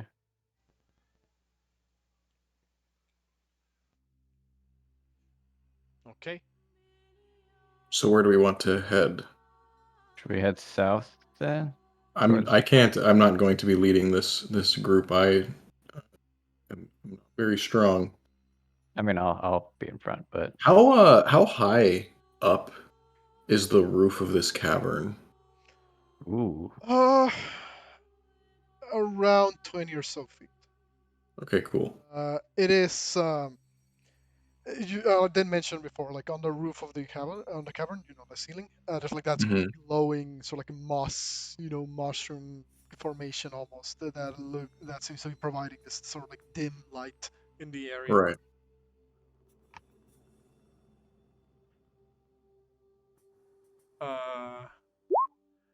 Use our bending most big part of the rainfall. Not quite how it works. I don't have earth Sad. bending. Sad. I have loose sand bending is what I have. mold earth specifically on like loose dirt or like soft, like soft ground or anything to that effect. It doesn't work on like solid rock. Yeah, Try. unfortunately. Feels bad. Uh, Should we go that way though? Or Which way? towards the south way, bottom way? okay. It's up to you all.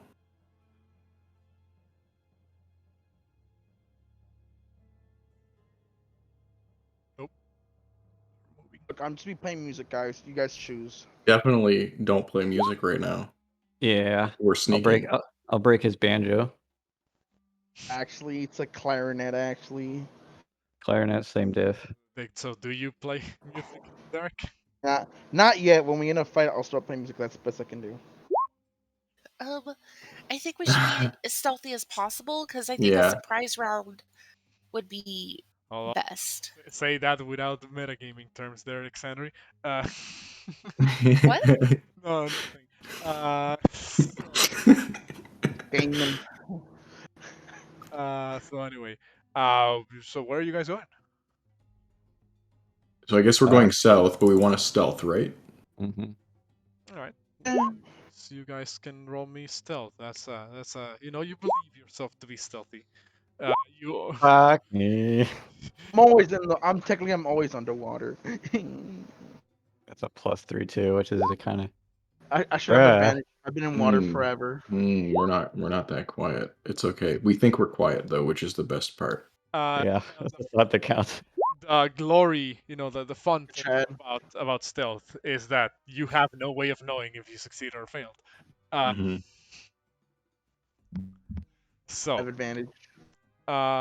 you guys, well, move your asses down there to the south part of the cave, and as you begin to stealth up, well, you guys can, well, move as you will, move as far as you think your character is moving.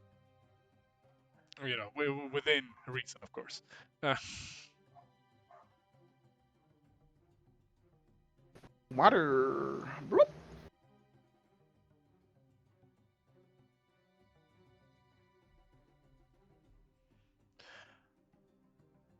Rock hopping. as you move through the grotto, cave, whatever it may be, you begin noticing that there are segments that look like they were once used, perhaps like a mine, or some hideout, perhaps. Oh. You see clear signs of non-natural formations in the shape of like many ancient, very old-looking like boxes and the like, panels that you believe may have held some supplies of sorts, but whatever it may have been, doesn't look like they are there anymore. Probably long evaporated, or at the very least, gone rotten.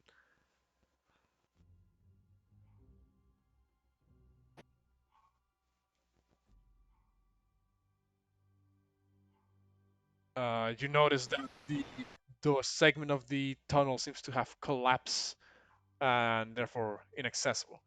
There's a segment that kind of seems to loop around, turn around an area, or not loop around, but take a turn rather. Oh goodness.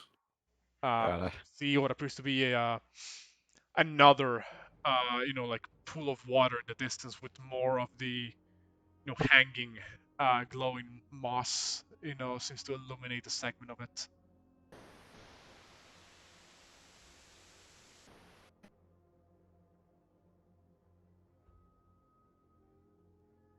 Oh. Over here there's some boxes. Like I mentioned, seem to be like really old in their make. You kind of flip. Well, one thing you notice is that the boxes all are cracked, torn actually, in various segments, as if a particularly strong force, like tore segments of them open. I think this might be a spot. I don't think we should probably wait. Is there any way for me to tell what the source of that force might have been? If it was like a claw or a tool? Make me a nature check. Nature. Ooh, okay. Looks like a particularly big bite. Uh, There's Okay. as as in a bite that is around the size of like from your wrist over to your to your elbow. Metius holds his arm up to the marking and compares the two and says, "This is definitely an animal bite, a very, very large I animal." think we might be at the spot. Might be at the spot. We should probably wait for Juno and Xandri to show up though. No. I'll say actually, what time is it? Yes, we're a little. 30. Yeah, we're like over halfway point of the session. I'll say we can take our quick 5-minute break. Then we'll be back for you guys to continue exploring the cave. Excellent. All right. Me. I'll pause the recording for a moment. Like music, guys. Come on. There we go. We are back from our break, like we never left. So, you guys are still, Traversing this, this area. After realizing that some of these boxes have been broken open by some very, very sizey, very big bites, shall we say. You guys do notice, at least you at the corner of your eye, what appears to be another pool of water. Can't exactly tell how deep it is, but seems to descend to a different segment of the grotto.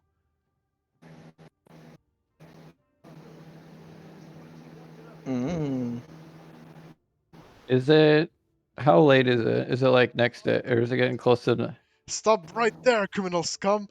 Metius, stop! I may have made a serious error. You definitely motherfucking did. Stop right there, criminal scum. Because Pay your taxes. what's it called? Your crimes against the people of Tangia have been recorded. So, Oh no. Wrecked. Metius, you kind of like say, fuck it, and just kind of begin to walk on your own over to the pool of water over here. Hold on, because everybody stay where the fuck you guys are at. Go back to where you were. Uh, Yeah, guys, stay back. I'm still in the same square I was. uh, stay right there.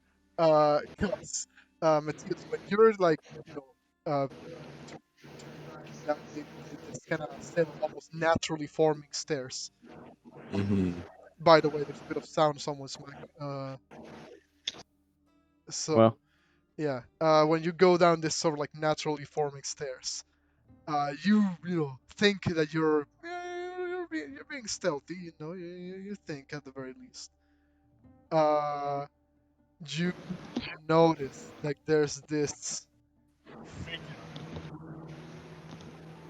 There feels some sound in your background, Pumo.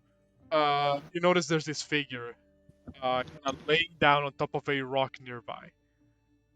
The figure itself appears to be possessing of not quite a quadruped body, uh, more like a one, two, three, like a hextuped. Was the name for six legs? In, Hexapod? yeah, hexapod body. Almost reptilian-like in their look, but with this rough, almost rock-looking texture skin, with multiple protuberances, almost resembling that of a bearded dragon lizard. Uh, this creature seems to be currently, uh, well, it seems to currently be in the middle of a rest. uh, you stop yourself right as you're turning this corner, to see that it appears to be asleep. Uh, it's kind of the eyelids are what you think are its eyes. Appear to be kind of closed at the moment. Okay. However, the way you sort of approach, you're kind of at a distance where it seems like like any wrong move could potentially set it off. Okay, I'm gonna Death Stranding cover my mouth and nose and attempt to take a step backwards. Roll me another stealth check. Okay. Not bad. You've kind of take like a couple of steps back after seeing this creature kind of perched over here, and you move back until you're what you think could be a safe distance away from it. Okay. Can I move back up the stairs? Can. The natural stairs formation? You can. Okay. And I'm going to without making any noise from without calling out to them, I'm gonna wave my arms to try to get their attention as I'm walking slowly back to where I hope the group still is.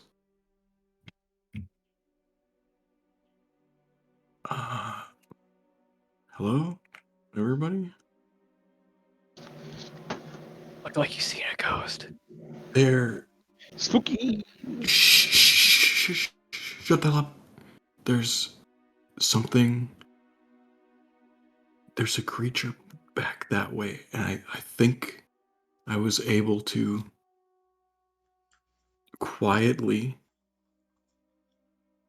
get back up here, but we need everybody over here because something's over there, and I don't want to go in first. Move back.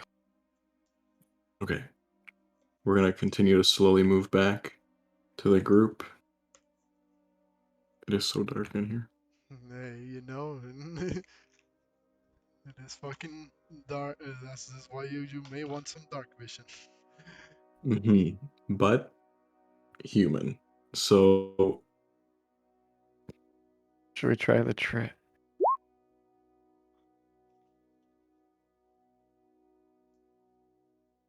I'll kind of grab one of my rocks out of the my pocket and show it to Porunga and said, "Should we try it?" I'll say, Porunga, I command you as Dragonlord to make fire out. Shut the fuck up! what the hell? Okay, where's Exandria? I don't see. Roll me a D100, Derek. Oh, fucking. You have to. You just had to do it. Is it too late to ask my auntie to retract his contract? So you kind of turn to look at Purung and you're like, I command you to do some fire, and then you hear this kind of like sound coming from the place over there. You backhand him. Roll me to hit. Please hit crit. Nah, no shot. it is yeah, it'll be a strength check plus your proficiency. I'm going to be keeping my eye on where that opening is, where the stairs are. In case, I can use my non-dark vision to see. I will whisper, Metius, remember, you No can't look shot. into its eyes. Of course. Thank you for the reminder. Ha, my armor's 14. So 11 doesn't hit. So you cannot try to backhand Derek, but he kind of like moves just a little bit out of the way. Would you two cut that out? We have to. There's something. Should we try the light trick? Try to blind it? We need. Okay, so you cast. Or light. actually, no. Cast light on the rock, and Oh no! the light kind of begins to emanate. Let me make it so that Drakgar now generates light. Hold on, Exandria, hold on. Where Can I put it back? Can I put it back in my pocket real quick so it's not? Where are you Actually, no. going? Where are you going, Exandria? Away from the idiot bard. I didn't do nothing yet. Well, not crazy enough. So I'm actually not fleeing from the whatever. I'm fleeing from the loud one. you kind of like cast light on Drakgar's rock, and this kind of like light, almost blinding in comparison to the rest of the other like dim natural light. Hold on, Drakgar. Your ass back here, boy. In almost blinding in comparison to the rest of the natural light in this area. Okay. Kind of begins to shine through. You begin to hear this echoing, almost like hissing, Oh God. from somewhere in the cave. You feel like you may not be alone in a couple of seconds. Fuck. Can I move? Just behind Drakgar? I took it like a main. I just want to move right here, and I think we're gonna have to prepare for something to come for us. You guys hear the hissing kind of coming closer and closer. Where is Exandria? Can I cast heroism? You can, but that's the last thing you're allowed to cast before I ask you all to roll initiative. Oh goodness. Oh, I was Um, gonna try to throw the. mean- Never mind. Oh, guys, As you got this. like, because I started walking away when Pumo was like freely speaking in his bar voice. I would have like tapped Juno as I walked away and cast heroism on him. Oh well, that guy's on last. And that, It's still good sleeping. man. Bed. No, Oh it's bed. no! No. Why? No. Fucking why? Bane. I cast Bane, guys. Don't worry. Can you bane Oh. yourself? So, I bane you. Shush. His mouth baned himself. What are you talking about? God damn it! Was so I guess I didn't quite explain what the D100 meant. You wanted to get a low number because that would have been the volume of your voice when you freely spoke. I command you to breathe fire. Can I? Am I right? Can I break Derek's kneecaps? Can I help push him down the stairs? Okay. All right. We can't because the oath of friendship or whatever. So Yeah. Fuck this oath, man. You bad man. This should oath is gonna be say the end of anything. me. It's fine. Your race was born to fight and die. Maybe. I don't know. So that came out of nowhere. So all right. Let me reorder the turn order. Metius, you feel the approach of these things from the shadows. Oh shit, I uh, forgot to roll. y- My bad. I'm That was going reading spells. I'm going to look in the direction that I know there's one, and I'm going to hold firebolt for as soon as it's in my range. And that's it. So you are now basically concentrating on firebolt. Oh no, you not got a 4. Well, actually, both did both Exandria and you not got a 4? Holy shit. Yep. But he got a nat 1. Hold on, let me reorder that. What is your dexterity, Exandria? My dexterity is a +2. Juno's is a +3. In that case, the order should be Juno, Exandria, and then the Albassador is also going to go. Alright, so you're holding Firebolt for whatever comes from that way. Drakgar. God. Okay, so first I'm gonna rage, obviously. But and then I'm gonna be looking down, and I'm gonna move this way right here. Still shining with the rock. Yep.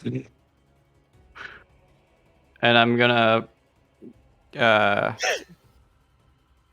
my great axe and ready attack. Or no, actually, I can't really ready attack because if I see it, then. Fuck.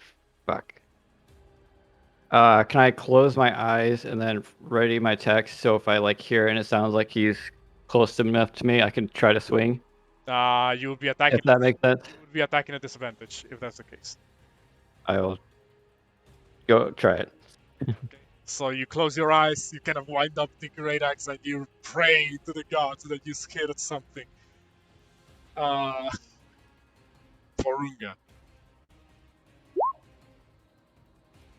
Frost until you see a creature. Well.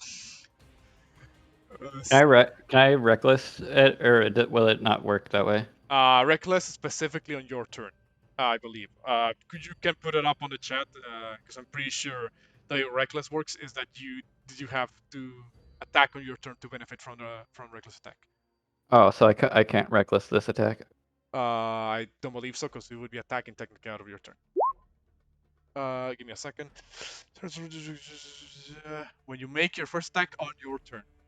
Oh, okay, okay. So this won't be okay. Got it. Okay. So that's you, Porunga, holding Ray of Frost. Derek.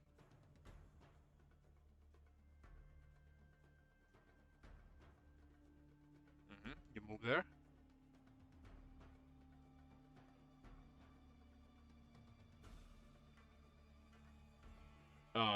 Pumo, you there?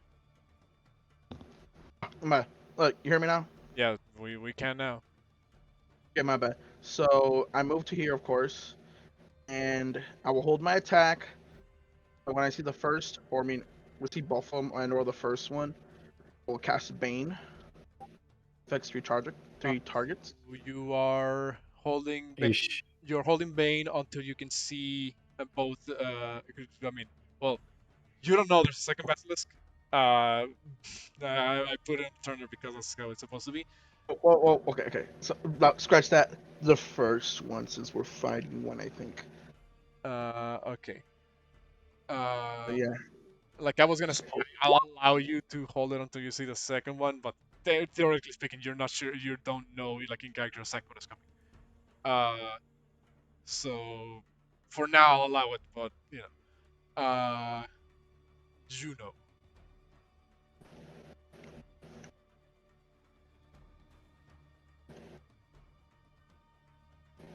Juno, that's you, Exandri, as well.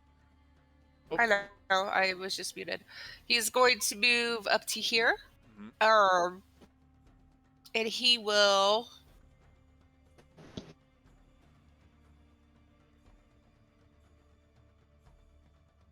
hold his action to. So if I want to use a key point to do Patience of Defense, which is his dodge action, do I need to do that when they come up and attack him, or do I say it beforehand? That's a thing that you can do, like on your turn, and it lasts until the start of your next turn. All right, well, he's going to spend a key point and ready Patient Defense, and he will close his eyes. Well, no, patient defense is a bonus action. Oh, it's a bonus action. By Okay. using up a key point, meaning you take the dodge action as a bonus action. You still have. Okay. Well, then he will hold his action to hit with his quarterstaff if something comes up and attacks him. Okay. So if something comes up and like tries to scratch him or take a bite out of him, he will hit them back with his quarterstaff. Okay, give me a second because my turn order just kind of messed up here. And then spend a key point for defense. And he's also closing his eyes, correct? What was that? He's also closing his eyes. Yes, his eyes are closed. Okay. He's got a rock lease in this. Okay, Exandri. Exandri is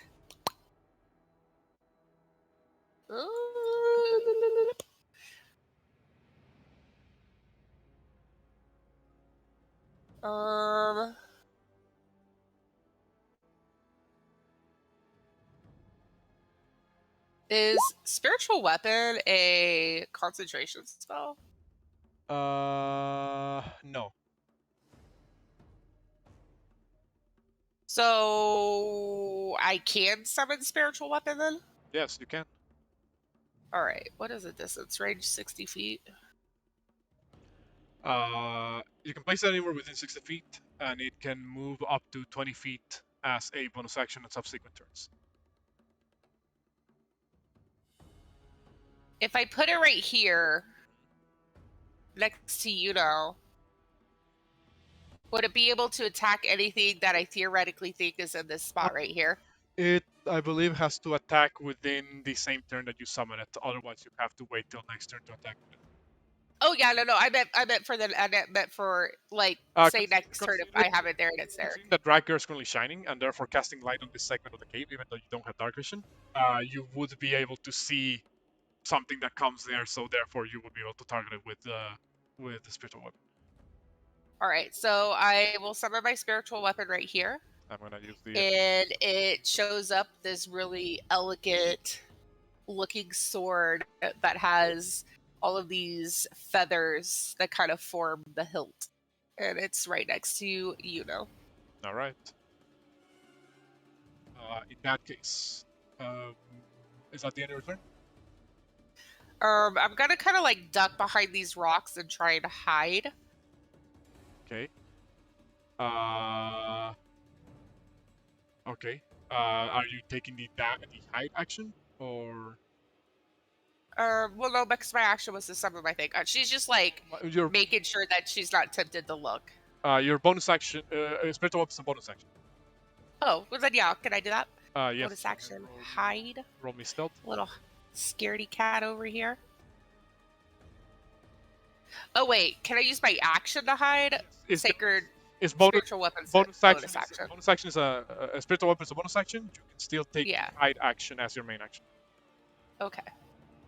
So roll me stealth. Still not great. You think yourself hidden. Mitch is apparently on his way, but it's not letting him join the Discord, so I'm trying to fix that real quick. All right. Well, we can join whatever. Now the El Basilisco will move 5. It looks like he's in the events. Now he's in League. Hello. There we go. Oh my gosh. All right. Thank you. Fix I that for now. apologize for being very late. 30. You joined right when it got fun. The Basilisk. Sorry for not making it fun before. I'm joking because we started a fight. So that I believe that triggers a ready action. My firebolt. Let me just 1 second, because I'm pretty sure.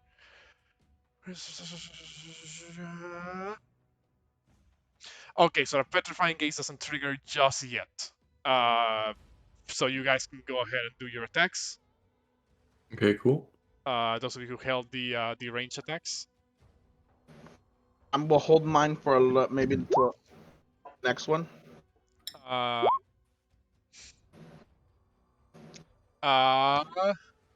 The Ray of Frost hits. For 5 points of cold damage. Let me just make sure they are not resistant. They don't appear to be. 5 points of cold damage on this basilisk as you look at him, but just kind of like squinting good enough that you can't, you're trying not to look at it directly, Porunga. You shoot your Ray of Frost, and you see it kind of begins to slow him down a little bit as he's moving. I believe Ray of Frost gets rid of 10 feet of his movement, correct? Yes, correct. Meaning, Hararo removed like the 30 feet. Oh, my bad. Meaning that he would need to dash to make the extra distance. Correct, yes. Would I be able to, I can't see anything currently. I think I don't have, oh, I didn't, sorry. Yeah, you, I'm gonna move the camera for everybody. You're here. Okay, so the Basilisk is going to dodge as an action. Next Basilisk.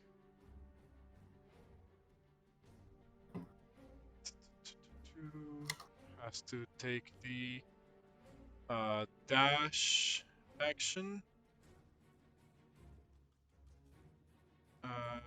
20, 40. Gets to right here. There we go, coming from the shadows. I'll believe that now triggers your ready action, Derek. So both the basilisks have to make a charisma save. Let me see. Hold up. 5, 10, 15, 20, 20. One of the baskets is still farther away from the 30 feet.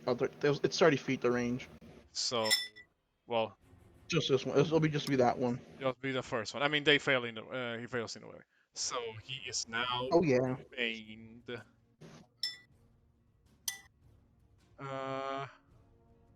There we go. Oh, Alright, we're good.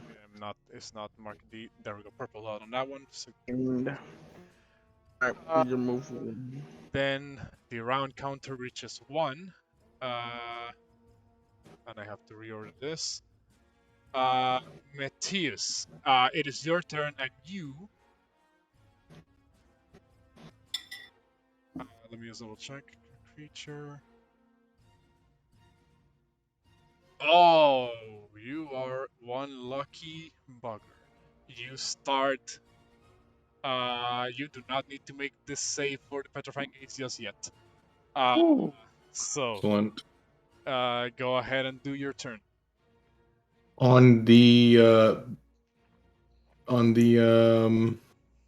Baned Basilisk, I'm gonna cast Magic Missile. Okay.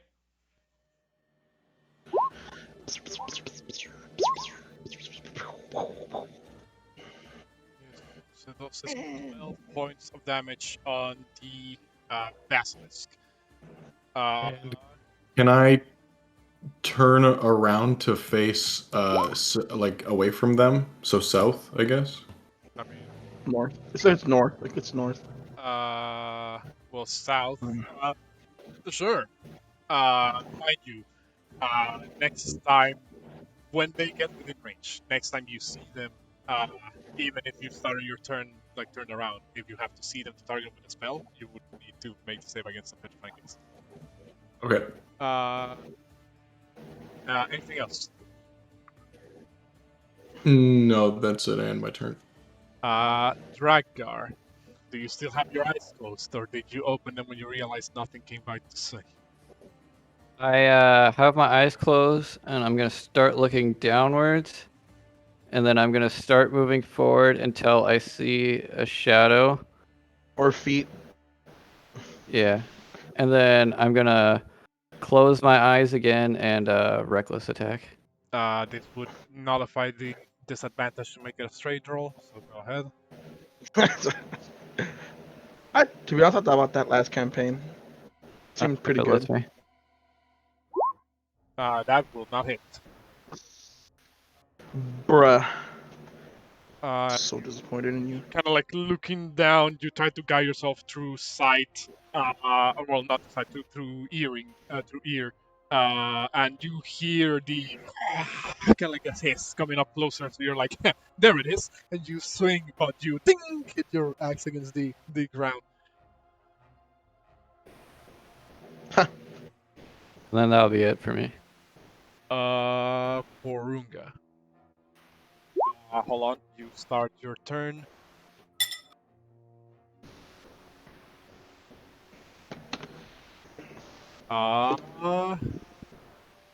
You start Bring up beef jerky. within line of sight of one of the basilisks, and he is visible from your perspective only barely. I'm gonna need you to make me a con save. Uh-oh. You Oh, jeez. you make it. What's it called? Cast another ray of frost at We love America.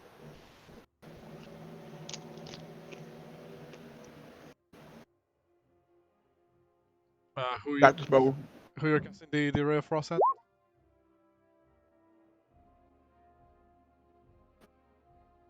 That one? That one took the dodge action. Meaning your attack was at disadvantage. I'm not sure if I can.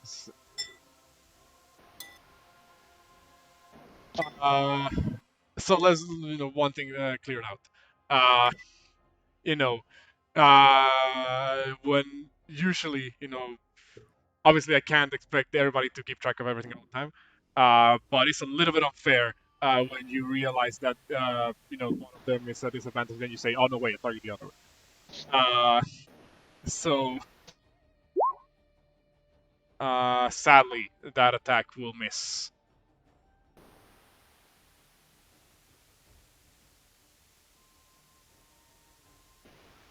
Anything else, Porunga?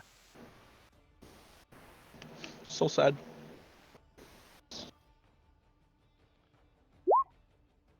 Okay. Derek, you start your turn within line of sight of one basilisk. Meaning, I'm gonna have you roll the Constitution saving throw. All right, come on, America. I love you. We got this. We're looking at the reaction to cast Bane. All right, America. Let's do it. Uh, Damn it, America. you still make it. Oh, thank God. You Thank you, America. for a moment feel like this weird sort of like sensations of your muscles beginning to kind of tense up, but you kind of like limber up your legs, kind of move, stretch your muscles, shake away that sensation. It kind of feels like when Versailles does that to me. That's why I barely survived. So what are you doing? All right, that's what I'm doing. I will. Okay. Okay, I will move. Hold up. Bane's not a concentration It is. spell, correct? It is? Okay, so I can't pick another one. It's an enchantment, no. Illusion. So, okay, yeah, same thing. Okay, apologize. Just double checking everything. God damn it. So, all right, so I'll move down here. Okay. Right here. With Mateos. And I will do absolutely nothing because I can't do anything else. It's all concentration spells. That's all I can do. Okay. I want to go up one and slap one right across the face. Not gonna work. Juno, you were averting your gaze from the basilisks. So. Okay, cool. So I'm going to,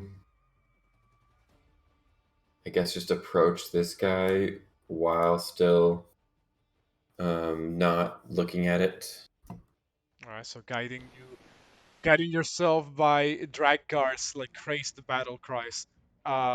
You approach whichever general direction he may be at, and attempt to, do stuff. Yep, and I'm going to attempt a whack with my quarterstaff. This one did take the dodge action, but it doesn't matter because it's already disadvantage. Shit. Sadly, you don't feel your quarterstaff hit anything. You do hear something move, in front of you, like out of the way, but you don't feel your quarterstaff impact anything solid.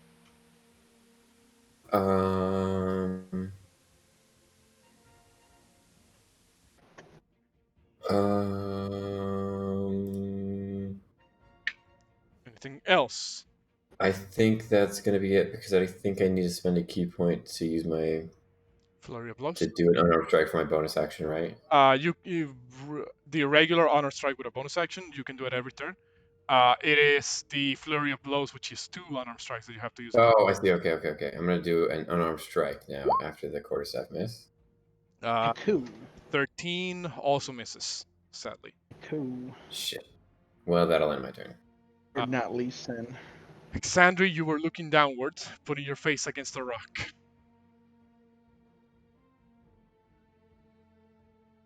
Well, I really haven't heard any of my teammates like yelp in pain, and I really haven't heard anything that would distinguish where these beasts were located, correct?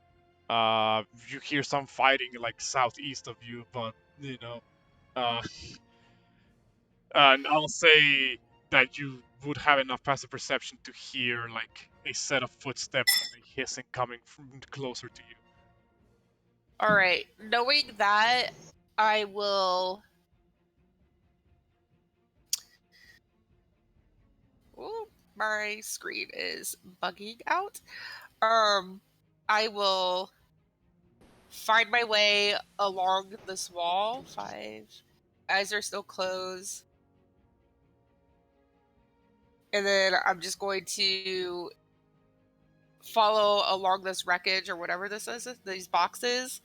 And I'm going to continue to keep my eyes closed and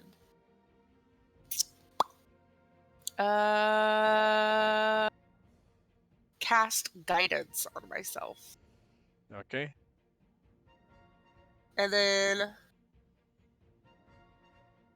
can I move my spiritual weapon 2 spots forward and then no, it could stay there. Because I don't know how to move it, essentially. Like, well, I would argue that if you can't see the location where it's going, you probably wouldn't be able to know where to hit. Yeah. Okay. Well, I wasn't going to use it to attack. I was just going to move it forward. Okay. I mean, I'll say you can move it general directions, but unless you were to look at that way, you wouldn't be able. No, I'm not looking at anything. I just wanted to essentially try and move my sword in the direction of where I heard combat. Okay, that's fine. And then ask my teammates to tell me, oh wait, they don't know either, so that doesn't make sense. I'm good. Basilisk. It is going to. Well, it doesn't have to avert its gaze from any of these. So it's free to attack whoever. I'm gonna roll a 1d2. 1 is Juno, 2 is Drakgar. Drakgar, and because you're Dang it. reckless, this is an advantage. Or he's baned, and he does the bane thing. 20 Yeah. minus 3, 18. 14. That still hits. Yes. But He wait. reckless attack, meaning that attacks on him have advantage on the start of his next turn. Wait, hold up. Ouch. Hold up. Did you add the 3 or subtract the 3? He subtracted it, Pumo. He did it correctly. Yes, I subtracted. Oh, never mind. Okay. Oh, 21. Ah, that was the first one. My bad. So that's 5 piercing, 3 poison. No, wait, hold on. Are you what type of barbarian are you? I'm raging. Well, no, but what type of barbarian? Oh, zealot. Oh, in that case, you don't lessen the poison damage. You take 5 Fix that. 5 points of piercing, 6 of poison. Yikers. Okay. That is it for this basilisk. Oh, so the poison doesn't get halved, right? No, because you're not up there on the barbarian. You, as any other barbarian, lessens all forms of physical damage, bludgeoning, piercing, and slashing. It's only specific ones that resist the elemental, effects. So this basilisk.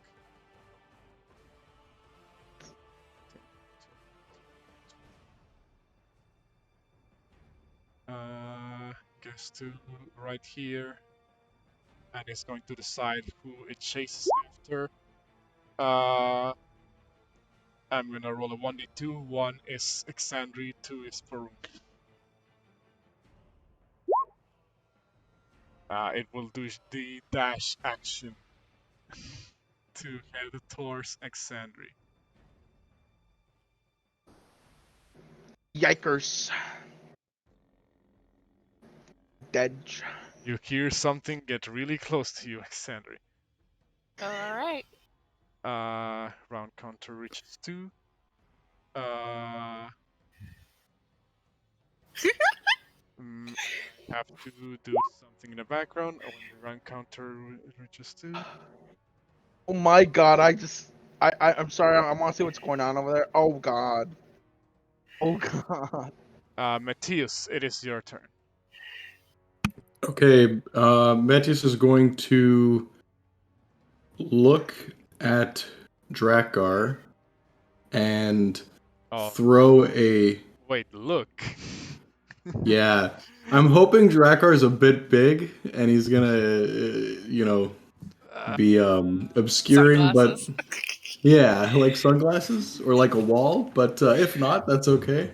Let me see what range you are from that basilisk. You are actually still out of range. No, actually, hold on. I think I double. Why did you move all the way there, Derek? What? Did you moved all the way to the back? Oh, my cat. My bad. My cat's on my keyboard. Jesus Christ. You are My cat's on my keyboard. I'm sorry. You're still just out of range of the basilisks. I So know. go ahead I and know. turn normal. Okay, I'm going to look at Drakgar and pull a pinch of powdered iron out of my component pouch, Stop doing that. and I'm going to cast Enlarge on him. Oh. Oh my. Now he can swing with disadvantage while big. Uh, Yep. Yeah, dude. So when if you do hit, now this is I'm thinking that because he gets bigger, maybe this is not how basilisks work. I will say he technically would provide some degree of cover against Yeah. his petrifying gaze. Now that he's like actually big. So Fuck yeah, dude. but you also get to add 1d4 to your attacks. And then your Damn. strength checks are Well, at advantage. to damage, not to the attack roll itself. Oh, to the damage, yeah. Sorry. Oh. Anything else, Metius? He's gonna turn back around and end his turn. All right. Drakgar, still over to you guys. Well, since he bit me, I'm gonna assume he's still nearby me. So I'm gonna recklessly God, cat, get away from my keyboard. get another. If I can. Fuck me, dude. Still not gonna hit. Bruh. And then that'll be it. Porunga, you. Let me double check. You are. Oh wait, can you even see the one that is nearby Xandri? I'm not sure if you can. Nope, you can't. So you are fine. Uh, not having dark vision actually saved you. So Scared. move over there. He's gonna be eaten by a snake. By a snake. Lizard. Old red buff. Try frostbite. What's the range of frostbite?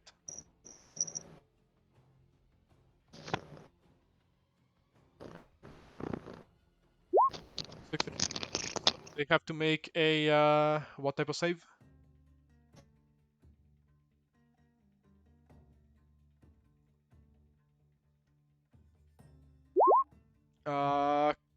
Constitution saving throw. Okay, so they are banned. I mean, they'll get a reduction to this one. And in Ooh. and in the end, it doesn't even matter. Look at that basilisk over there doing some work. Fuck. Gonna end. Before we move on to Derek, there's some stuff that I have to do in the background. Wait, does that mean? Oh fuck.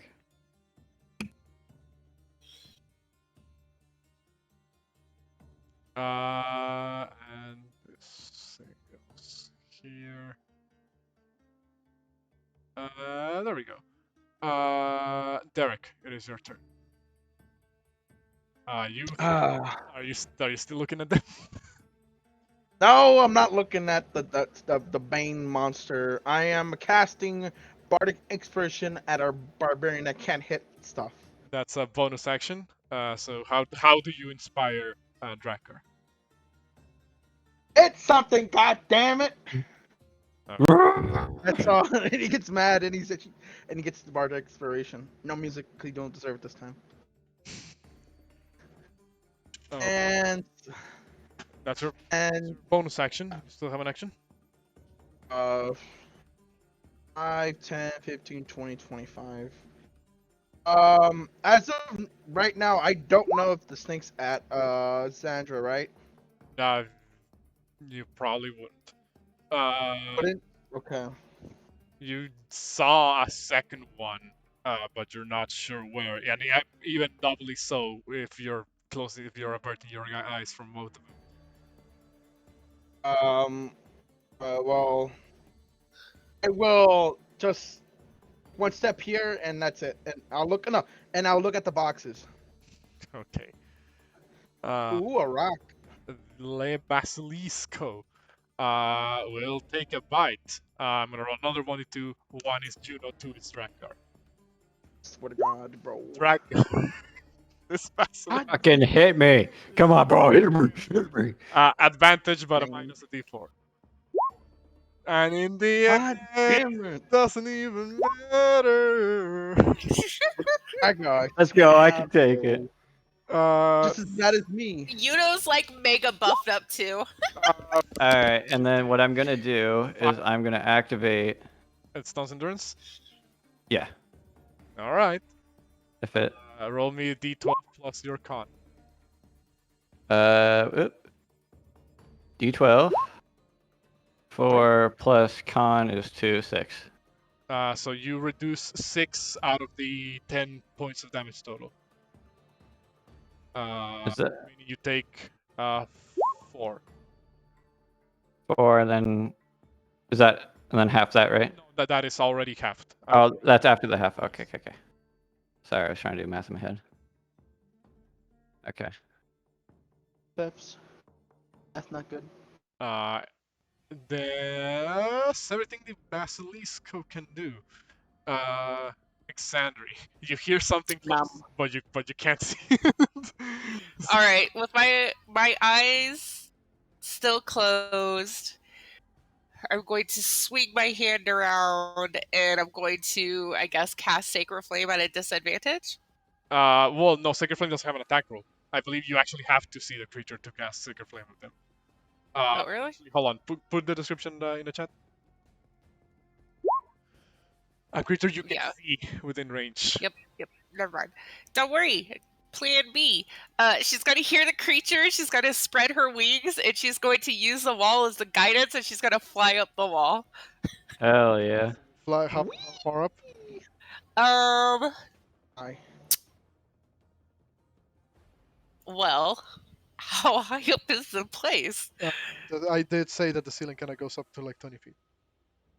All right. Well, she'll probably fly. Like she's like walking her hands along the side of the wall. So I guess she'll fly up to where she can feel where the wall maybe starts to bend, and then she'll stay there. You hit your head against the ceiling as you fly up 20 feet. Nah, she's definitely guiding herself up. She got that from her dad's side. Oh. Damn. That's you 20 feet up the wall. Anything else? She's gonna yell back to her friends. She's gonna be like, just so everybody knows, I literally don't have any attacks. So if you need healing, let me know. I don't have any attacks Also, either. can somebody tell me where to pin my sword? Oh, is Mitch not in the Discord channel? I thought he was. Just connected and connected it over and over and over and over and over. Oh shit. I'll move him back again. Did you kick Mitch again? I didn't kick him. I don't know what's happening to him. He says he doesn't have access to it. Wow. Yeah, but on the channel it's showing he does. Which is why I'm confused. He's currently deaf and then muted. Yeah. There we go. But he has permissions to connect and speak. Can you guys hear me now? Yeah. Yeah. Yeah. I don't know what's going on with that, but Juno is going to continue his swinging on this guy. Still averting your gaze? Yes. He's going to try to rely on like his monkenness to be able to detect where he's at. Okay. Monkenness. That still hits. And go ahead and roll me the Finally, go. oh my god, finally. Damage. Anything else? Bonus attack, unarmed strike. That's not gonna hit, sadly. Bruh. And that's Juno's turn. Need me to give you Bardic Inspiration. Triumph counter shouldn't be there. Oh, that's my sword. I don't know how it got on initiative though. No, that's that rank under I added on my own, but I don't need it anymore, I guess. The initiative 0 basilisk, realizing that his target just kind of flew, is going to get bored of following that target and go follow the next ones. Oh, I got the lazy lizard. He's so cute. Moving over to Yeah. moving over to Porunga, and taking a bite at Porunga. Nam. Got this, fake dragon. 16. I'm pretty sure that hits. Unless it has some form of reaction against it. Hits. Go forward. For 11 points of damage total, unless you're resistant to poison. Oh, he's resistant to cold. It's too bad these things don't do cold damage. That is it. Metius, still averting your eyes? Yeah, but I think he's going to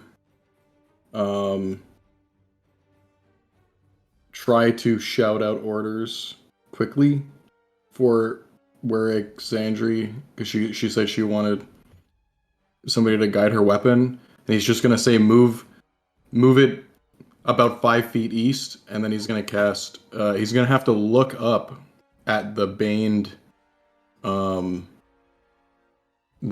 baned basilisk and cast magic missile.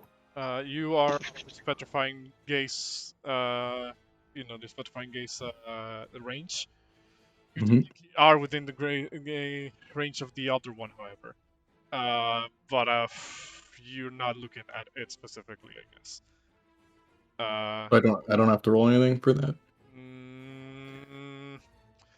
I'll be kind and say no for now. So Maybe if it was a space up, because then it would be in your peripheral vision. if it was like around here, then yeah. But, no, not at the moment. You're good. Okay. Just don't look at Porunga. Yeah. So Ignore the I'll painful cast shouts. the magic missile. All right, go ahead. Nothing is showing up. 10. Oh, shit, chill. It's my mouse is eight, double clicking eight, again.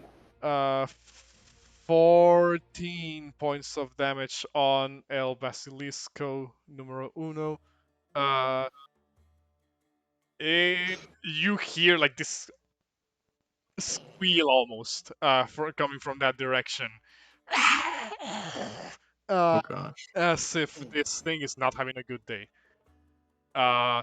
Juno and Dragonborn, you two who are looking at, you're looking at your shoes, making sure you're at the basilisk. Some nice clops, man. Comparing sandals like between you two. A spool of like purplish blood kind of begin to form from a direction nearby you. And you think to yourself, maybe this thing might actually be dying. Anything else, Metius? I think he's gonna notice Drakgar and Juno staring at their feet, and he's gonna do the same thing. And I'll end my turn. Okay. Drakgar. Okay, well, seeing the pool of blood come from on the ground and getting bit twice, I kind of feel like I got a general direction at where he's at, and I'm going to attempt to grapple Oh, the basilisk. okay. Oh my. So he's going to attempt to resist. But I don't know where that button is on here, so fuck. Athletics. Come on. Oh yeah. Oh wait. One. Where's? Oh, here it is. Boo. Yeah, no, even with advantage, you don't actually make it. He grabs a random rock. You kind of like, still looking at the ground, kind of to follow like the trail of blood where it might be coming from. You kind of like put a hand up and you reach, but you end up, just catching. You do feel that your hand brushed up against it, but then he just kind of like batted your hand away with his tail. All right, I'll get you next time. That'll be my turn. That was with advantage? Yes, it was let's roll a 19. He rolled a 16. Dang. Porunga. Who are you? Who are you looking? I'm gonna use the fastest magic. Are you avoiding your eyes?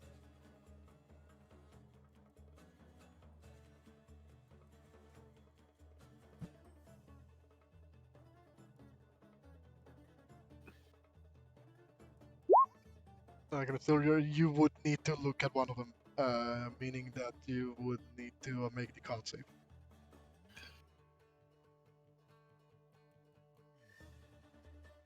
Unless you wish to avert your eyes and just blind fire it somewhere. You make it. Roll me a ray of frost without disadvantage.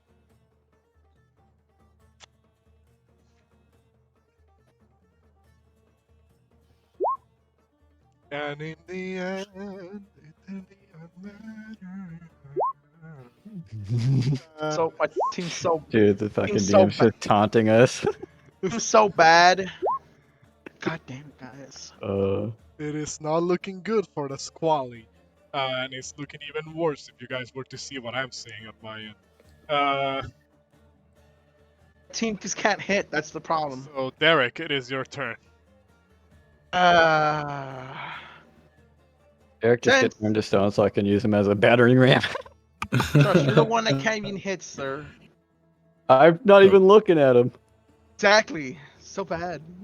Clearly. Okay. Now that the other creature is close to me, I cast Bane on the other one. You will need to look at them. Meaning that we need to maybe a con save. Alright. The Constitution never hurt me. Oh! You guys see as segments of Derek's skin begin to kind of like attain this kind of like grayish coloration. Your bane still goes off. You are just on the process of being petrified. If you fail another one of these, you get turned to stone. Oh man, your side's not gonna like that. Both you're so just so I got this correctly. You are recasting Bane so that you can get both of them. Yes. Okay. They both fail. They are now both Bane.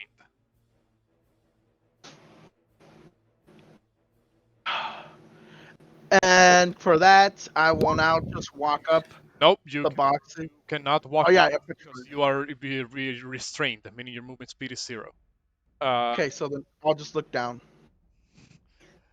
Oh wait, no, that was my action, correct? Yes, that was your action. And I'll give my bonus action to Juno with a bardic inspiration, saying, "Let's hit it, goddammit!" And there you go.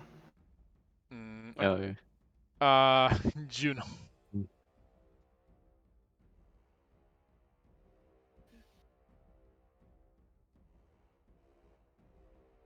Juno, you there? Mitch? You're muted, by the way. Oh my gosh, I'm the worst. I'm sorry. No worries. No worries. Guys, up to you guys. I'm going to keep on wailing away. At the one that Drakgar attempted to grapple. Okay. Still averting your eyes. Yep. And in the end, doesn't matter. Go ahead, take your hits. Roll me damage. For 8. Oof. You hear another squeal. And more blood kind of begins to kind of like fall on the ground. You hear like the stumbling steps as if this thing is on its last legs. Knowing where he's at now after that quarterstaff hit, I'm gonna whip around and attempt to kick him with an unarmed strike. Still averting your eyes. Go ahead and Yeah, with my eyes closed, or with my with my eyes closed. Take your swing. Well, technically not a crit because it was a disadvantage, but that still hits. For 5 points of damage. You get him. How do you use this basilisk? Well, my Juno hasn't been looking at him at all, so he doesn't know. And he probably is going to assume it's still alive. but the quarterstaff hit is going to make him, or like is going to stun him a little bit, just enough so that the kick can come through and rock his world. All right, so you kind of, still following you, trusting your senses, your instincts. You can strike with a quarterstaff. You feel it hit, and then kind of following up that attack, you kind of use the momentum to kind of swing around with a kick, and you hear a against, like a crack of bone against your leg, and suddenly you don't hear, the creature anymore. You do still hear one, nearby you. Just not this one, as this one is dead. Okay, before my turn is over, I am now going to look at it. Look at this one that you just killed. Yeah. Yes. Okay. And confirm that it is dead. And yep. Okay. Cool. That'll be the end of my turn. All right, Exandri.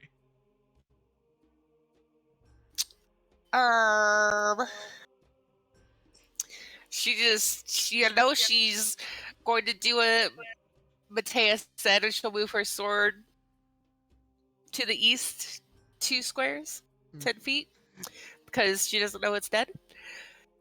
And she's still gonna be flying there, and she'll just holler back to her friends, does anybody need healed yet? Again, I apologize. I only come equipped with 1 attack spell, and I need to physically see them, but I can still heal. I don't know who needs help. Just let me know. Hurt, but I'm okay. I'm a half rock. And she will fly along the ceiling to the south and just keep using her hands as a guiding tool along the rock to get closer to her friends. Okay. This basilisk is dead. The only basilisk left. Well, it is a simple-minded creature that just wants to eat. Noticing that all of you guys are facing the wall, as if you just got hit by the curse of the Blair Witch. It is going to, look at the 3 dudes next to him. It's going to choose one of you. Is it going to attack the one that is already turned to stone, or I'll roll a 1d3. 1 is Metius, 2 is Derek, 3 is Porunga.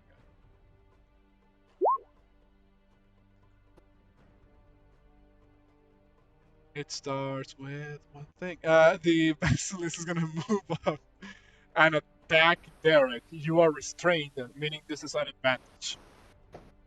Good thing I got Bane on it. 20. Ha! 20 minus 2, 18. I only have 14 armor class. It starts with 18 points of damage, and I'm gonna need a Constitution saving throw to maintain concentration on me. So Constitution saving throw, got it. Come on, please, America, please. You make it. Bane is still up. Okay. Yeah, and you. Oof, that's a lot of damage for you. 18 points of damage total. That's it for the basilisk. Okay, cat move. You hear, Derek next to you, like, yell out in pain, but you're still looking at the wall. Yeah.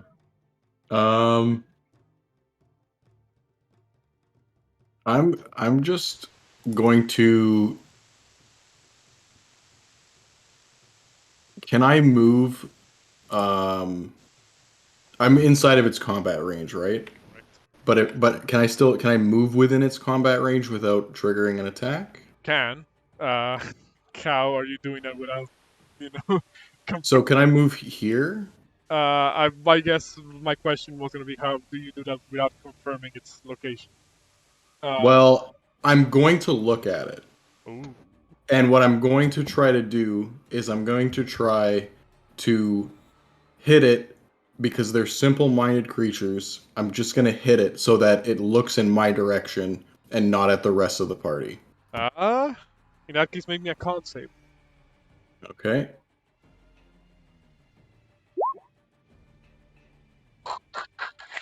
You also begin turning to stone. But you can't make me your strength. God. Okay, and I'm going to just hit it with my quarterstaff. It will not hit. Okay. And I'm gonna shout at it, I guess, and end my turn. So it is now looking this way. Drakgar. The Basilisk is not looking at you. Okay, well, since he's not looking at me, Well, would you know that though? Because your eyes are still closed. Alright. true. Well, I mean, I open them and then I'll ask, is everybody okay? Or I'll do this before I move. No. Is the basilisk looking towards me? No, Can I it's sh- looking at my. Can I Yeah, I mean, shout like, out during like this time that I've got its attention? You can. I'll allow that. Okay, I would communicate that. I would shout. It's looking at me. It's looking away from you. Come, hit it now. Okay. And that's I correct. will. I'm gonna attempt. Okay, so should I swing at it or should I grapple it? I'm gonna attempt to grapple it, and while grappling it, I'm gonna try to close his eyes or keep his face, or have like one of my hands like on his where his eyes would be. Okay. Make me an athletics check. Please work. Yes, let's go. 15, and you got a 20. You will kind of reach over with your arm, because that is now considerably larger than it was before. Kind of hold on with one hand to the side of the head of the basilisk, and with the other, you just kind of like put your your arm over its eyes. Like mind you, because the reptilian serpentine, the eyes are kind of like in different segments of the head. They're not both like pointing forward. So you kind of have to angle your arms in such a way to kind of tend to cover both of the things. Anything else, Dragon? Then that'll be it. Porunga. It is looking at the goat Neil's heels. Then Ray of Frost. This creature's looking at Metius at the moment, so go ahead and do your Ray of Frost. With normal, please. Yes, it is normal. Hits 6 points of damage. Oof, now somebody finally hits this thing. Finally. Wow. Move there and end. Stuff is happening on my end. And then Derek. Since I barely know this, is healing word a bonus action? Just a question. Word is a bonus action. Okay, I cast healing word on myself. Okay. Get something at least. Okay, let me click it. Please, where are you? Healing ward. I'll click myself then. Healing word. Not bad. Why isn't it? It's not letting me click it for some reason. Well, also level there. Submit. There you go. So 6. You heal for 6 points of 9. Oof. And then I will hit him with thunderclap. Since it bit me. Targets all creatures. Targets all creatures within 5 feet of you. It does. Yes. Shit. Oh. Right. Too bad I can't really do anything right now, to be honest. Do I have a sword? I do. Never mind. I do. My bad. I will. Now that I know better, since my team told me no, I will swing. Wasn't supposed to, but my bad. We'll use, since I probably have only one hand available since I'm petrified. Always swing with long sword one hand. Not fully petrified just yet. Well, just say I have one armor left. So It missed. that misses. Is that the end of your turn? Yes. At the end of your turn, make me another con save. Got this. Don't worry. Come on, America. I love you too. Like that, you all see as Derek, the Grace, both of you who are looking around this direction, will see as Derek's skin, the gray patches that were forming that seem to affect even his clothes, expand and expand and expand until he seems to turn into a statue. Damn. Well, Derek is now petrified. You guys got this, please. Technically, you can't talk anymore. technically not dead unless somebody shatters him. Because he may be saved if one of you manages to, to unpetrify him. That is it for Derek. Hope no Versailles will kill you guys. Just saying. Juno. Juno is going to run up behind the creature, looking at it, because I heard from Metius that the creature is looking in his direction. And I'm And it's going to also take grappled by me now.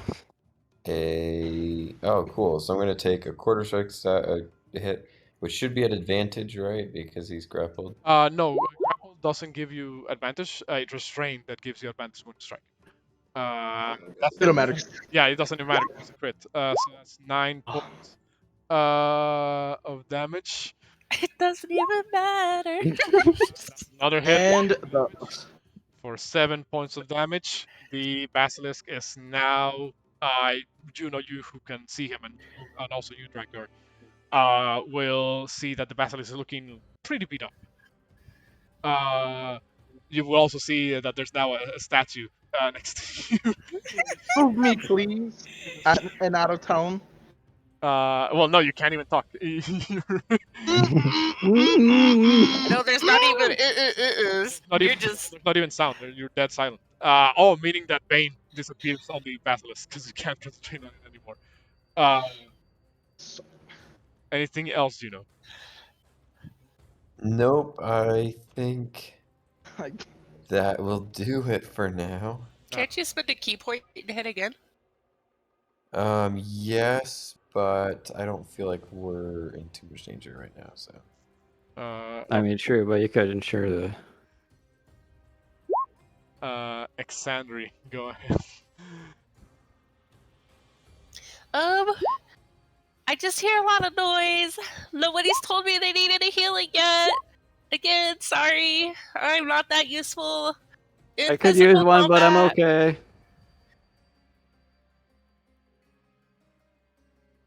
Like, are you okay, or do you, like, absolutely need it? There's a difference. Derek is stoned, so. Oh, I can't do anything about that. You should have looked.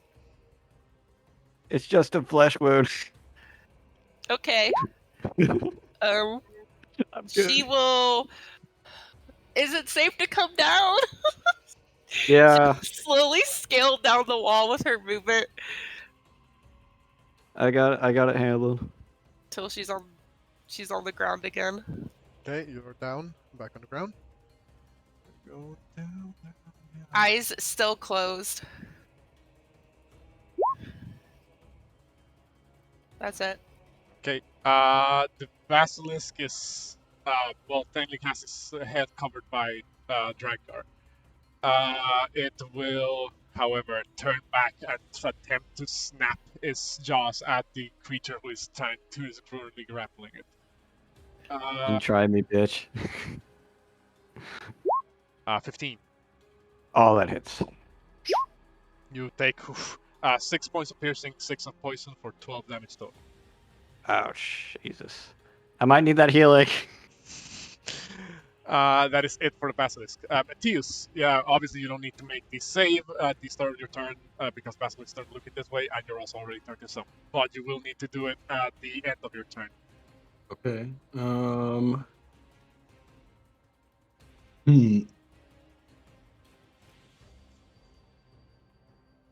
Going to back up. You can't because you're currently restrained. That's right. I am a leg rock guy. So I'm just gonna hit it with my quarterstaff. Nope. And Constitution saving throw? Correct, if that is the end of your turn. Okay. You make it. Ooh! The patches of gray on your clothes and skin kind of seem to resent. You are now back up to full shape. Wonderful. Okay. Drakgar. Okay, I might need a reminder on this rule because I forgot how it works. But if I punch or attack him while I'm grappled, that would count as 2 actions, right? No. Or 1. Maintaining your grapple on a creature means that that creature's movement speed is 0 until it can break the grapple. Because you're one that initiated the grapple, and you are currently holding it. Technically speaking, you can also move with it, or rather, you move and it'll move with you. I believe because if you were medium-sized, grabbing a creature of your same size it cuts your movement speed by half. But because you're large, you can move your full movement speed with it still grappled. So I can still move with it grappled? Yes, correct. And attacking it doesn't count as 2 attacks. It's just an attack. Okay. I know, logically speaking, that doesn't make too much sense, but that's kind of how mechanically it works. Am I strong enough to pick it up? You said, right? Like I said, you can drag it around. Okay. Well, I was thinking about like throwing it. Not like throwing it, but like. Actually, no. I'll just punch it in its eyes. Try to knock its eyes out. Or not. Roll me your attack. Okay. If it lets me.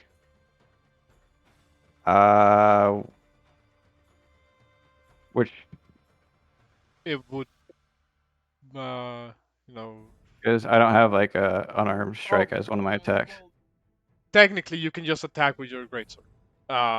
Essentially, you'll be with one arm. I would still. One arm kind of covering its eyes, the other one just kind of killing it with the back of the greatsword. Okay. Fuck. Not greatsword, great axe. My bad. Sadly, that does not hit. That would have been disgusting if that hit. It would have. That'll be it. Oh. All right. Porunga.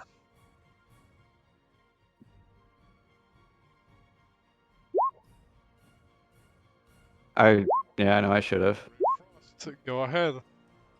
Take your attack. It is. I figured that. Sorry. Technically staring at Drakgar, but has his eyes covered by his big ass hands. Hits for 8 points of damage. Oof. Still alive, but he's barely breathing. Anything else, Porunga?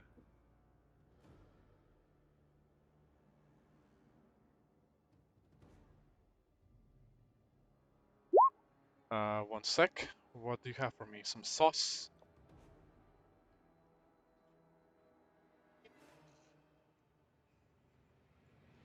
Just sauce? No ketchup? Raw sauce?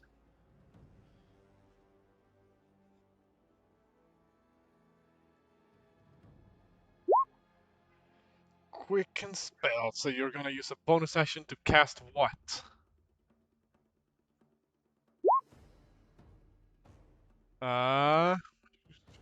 Yes, you actually can, because you use your action to do a cantrip. Meaning you can technically still cast a level spell in the same turn.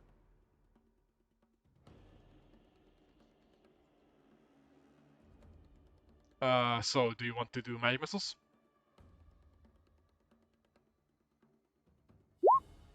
Alright, roll me those magic missiles. Can it just be canon that Porunga is telepathic and he just talks in our heads? Yes. Uh, Do it.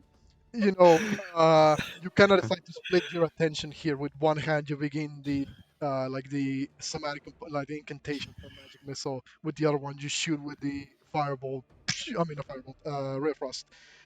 You shoot the ray of frost, and then right as you're finished with that incantation, with the other hand, you shoot out the magic missiles, and they follow up and strike the basilisk for 9 points of damage. It is looking like it is on its last legs. Anything else? You'll end. Stuff is happening in the background. Derek, you are a statue. Juno.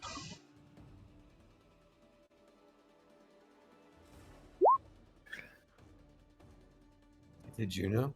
Yes, it is your Yeah. Oh, okay, cool. Yes, its eyes covered by Drakgar. Juno's gonna step forward again and whirl away. I like how Juno is actually a barbarian right now with my buffs. And he's never attacked. And I'm like a raid boss. Alright, roll me your attacks. Hit. Seven points of damage, and Man, that what are is these rolls? how do you want to do this? So after killing the first one, Juno kind of knew a little bit more about these creatures. And so with these two strikes, he kind of replicated the moves he made to kill the last one. So, kind of, noticing a pattern here, still hearing the ragged breathing of hissing of the basilisk that is within, Drakgar's arm. You kind of trust your instincts once again. Strike down with the quarterstaff, feel it hit. They kind of follow up, turn, with a spin, and come down with your unarmed strike. And once again, you hear the the cracking of bone against your strike. And you hear like a and the creature falls onto the ground, dead. Ditch. Can I open my eyes now? We're good. They're all dead. Okay. Rock solid. Oh, he's stone. No wonder it got quiet. Nice. You will lose. I'm out fight now. I think Metius is we- going to take a small knife out of his pouch and start carving at what he thinks is the gullet, where he was told there is a gland of some kind that might be able to reverse petrification. All right. So harvesting materials from creatures requires a survival check, and depending on the Right. result, you get different stuff from the creatures. Okay. But Shit. Mateus, before you do that, have you ever carved into an animal before? No, does somebody else I- think that this is what we should do instead of Has- just cracking some jokes? I can do it. Who's Yeah. harvested it before?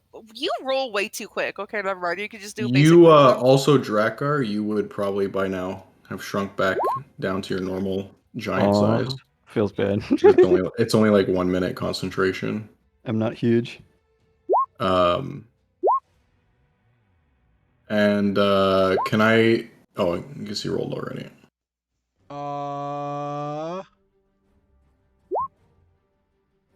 I'm afraid you botched this one, Drakgar.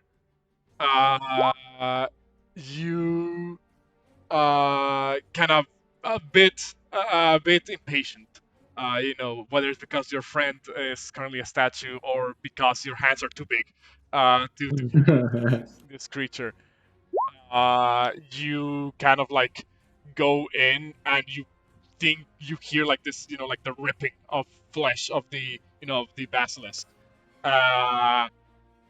But you kind of hear like this quick, like this squishy, like fleshy sound as you're ripping into the basilisk, and you think you may have destroyed the pouch, the gland that may be of assistance here. Oops. My bad. Should we try it on the other one? We're going to have to. Can you heal Exandri, by the way? I think some of us may have taken some hits. Well, regarding that bardic inspiration, could you put it on the chat, Derek? Could you put the feature on the chat? Because I'm pretty sure. I don't think he even used it. I'm sorry. I didn't hear him even say Bardic Inspiration add 3 or something. Could you put the feature in the chat? Because I'm pretty sure.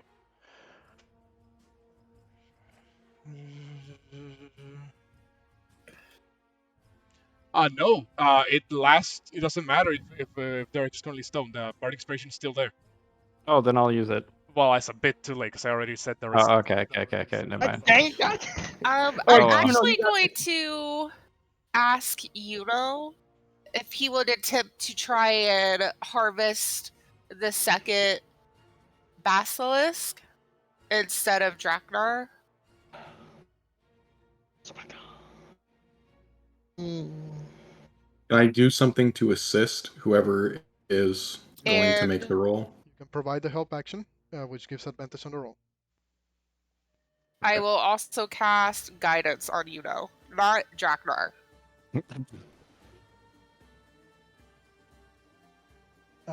Juno, are you there? I guess he's. I think you muted again. Yes, you are. He is muted. Yes, sorry, I am. And I will point out on the body, like the areas to where he would need to make the incisions to extract the And I'll hold it. toxin to help unpetrify. And I'll hold it down and make sure it doesn't wobble enough as he's cutting. Wobble or anything. All right. So roll me your Maybe it's got guidance. survival. I mean, with advantage. And Porunga. So Oh god. So it's Bardic Inspiration, I believe, Juno. I cast on him as well. Before I went You can't really get your. He's secretly drawing penises all over the statue right now. I hope not. I'm gonna command him to not be a dragon. Whoa. So roll me your survival, Juno. You are fucking lucky that you had that, so that's the advantage. Oh my god. Following the general indications, like you don't even need to roll the guidance. You meet the DC, or more than meet it. You beat it. So following the general guidance of the hunting, guide that Exandri saw, you're handed, tools and like knives and the like to kind of like dig into the creature's body, kind of begin to make a cut alongside what would be like the throat area of the creature. It is a disgusting process that takes a bit of time to perform. But eventually you kind of feel this segment like in the middle. You open up the wound a little bit wide and you see like this weird sort of like almost like a rough leather, looking sack that is somewhere within the neck, throat area of this creature, just a little below the actual jaw.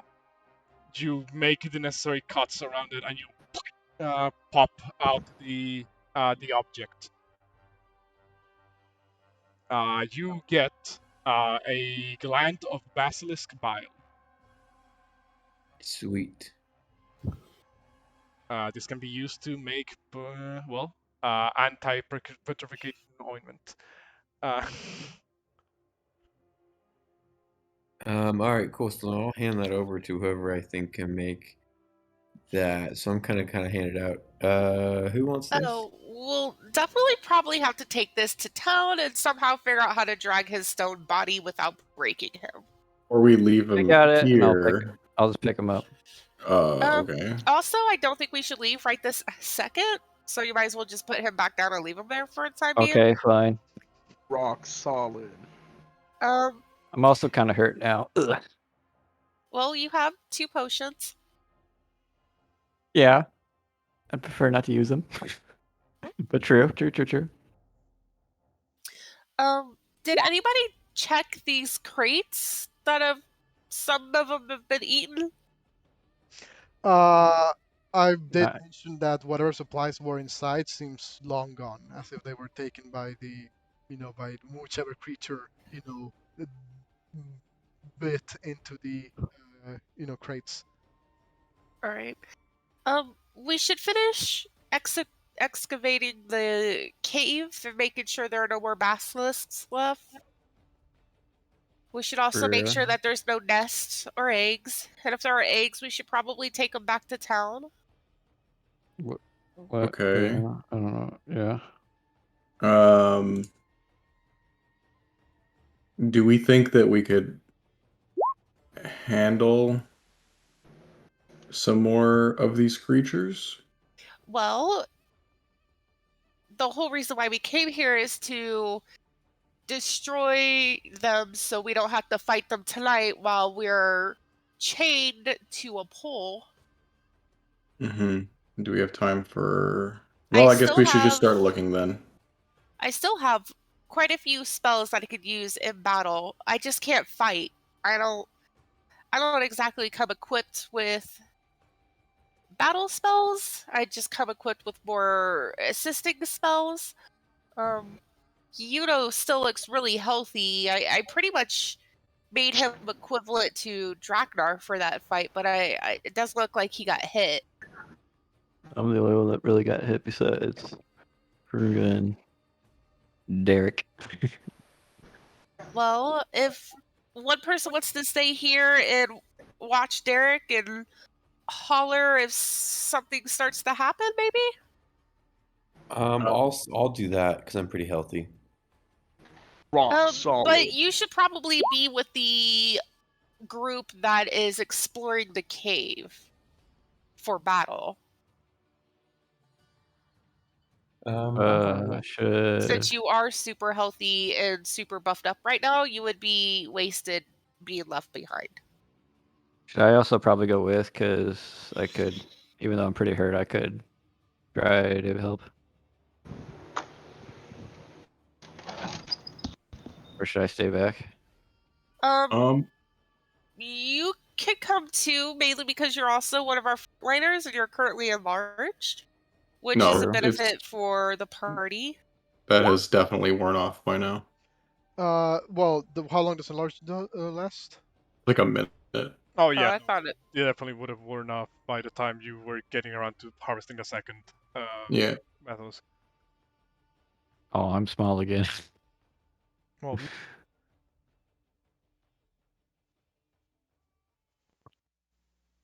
Okay. I just want to point out that the runic symbol that I have currently burned into my left shoulder is still glowing that red, and the warning symbol that I burned into the back of Yuno's left shoulder is also still glowing red because it is still active. Okay. So then should we have Porunga stay with Derek then? Yes, Porunga, would you be able to stay behind and watch the statue? Do you have any like loud spells, or Do you have any form of healing on you? we all have 2 health potions. I only got one. Wait, do we have two? Everybody in the party should have 2 health potions but me. Oh, I used one earlier, so I guess I must have. Okay. Or no, that was. Never mind, that was different. Everybody should have 2 health potions but me. Yeah, I know. Why?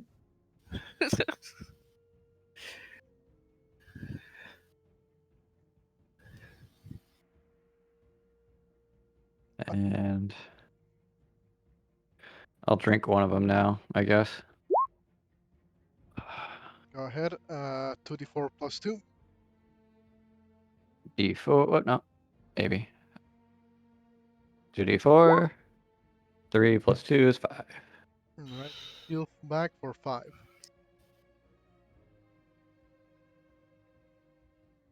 A little healthier, but I'm good.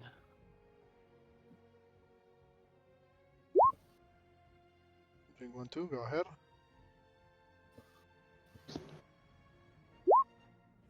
Rock solid. You heal for 9 Porunga as you pop the cork of the healing potion and you drink it up. The spiritual weapon should have also vanished by now. It did not hit anything. Remember, it didn't mean nothing happened. Rock solid. Puruga, maybe what you could do is you could cast light on a stone, and God.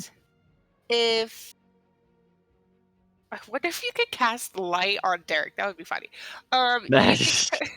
You can cast Shiny. light like on a stone, and as we get far away, we should still be able to see like the basicness of your light. And if somebody comes, you could like kind of try to do an SOS and like clap your hand over the light so it like sends a message. And you could do like 3 claps over the light so we know that somebody's, coming.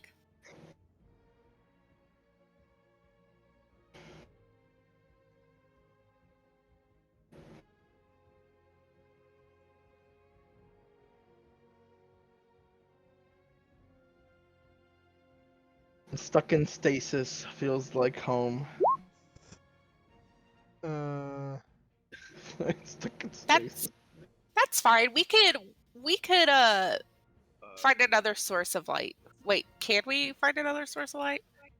I mean, I can cast Dancing Lights, the cantrip, but it's, Okay, that works. So I'll cast Metius Dancing can come Lights. with the exploration group and cast his lights of dancing, and then Puruga, that would allow you to keep your rock of light in case you need to send a message to us.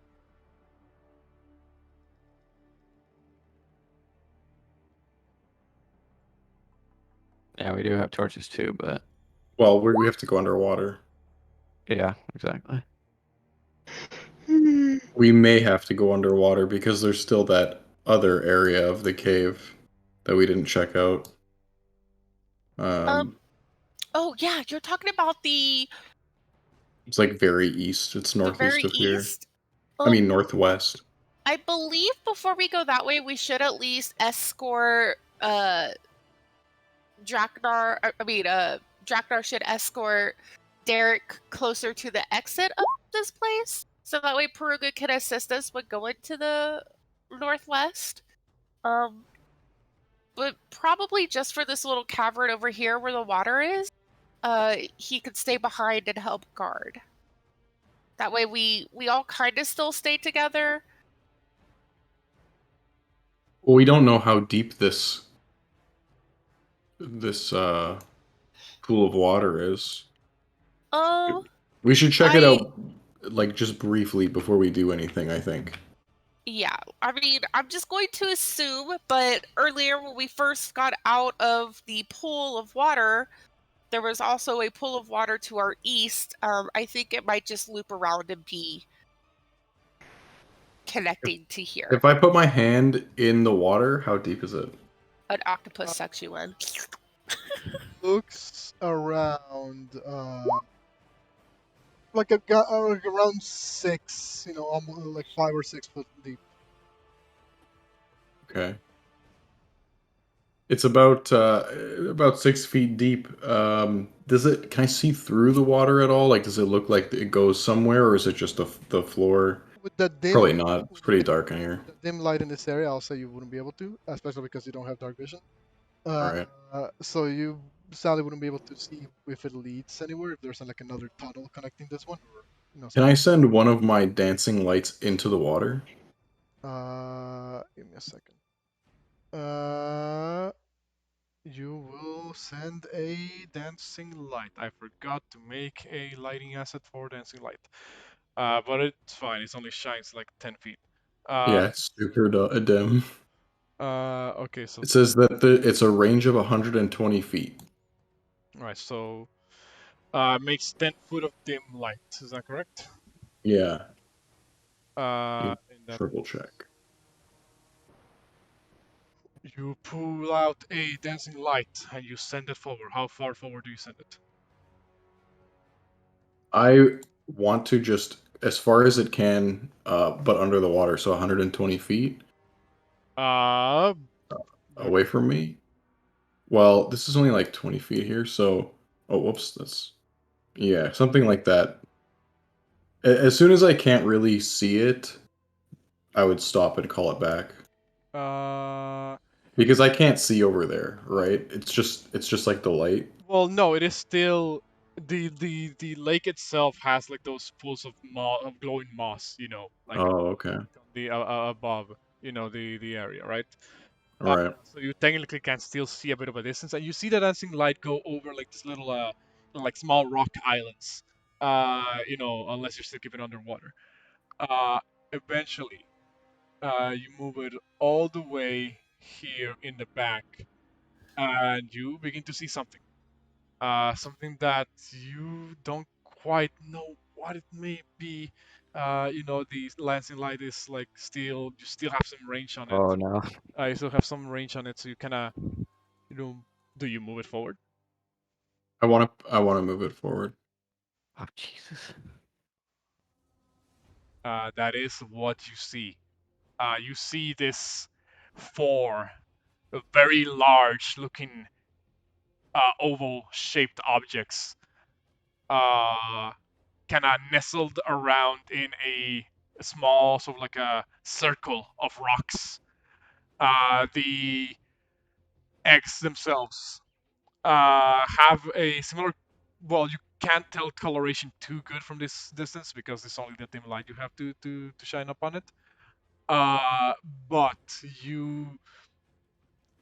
it kind of looks like they have like a similar coloration to the to the basilisks. Like this sort of like very dull, Right. very dull, kind of like cyanish, bluish coloration. Uh, you see about four of these.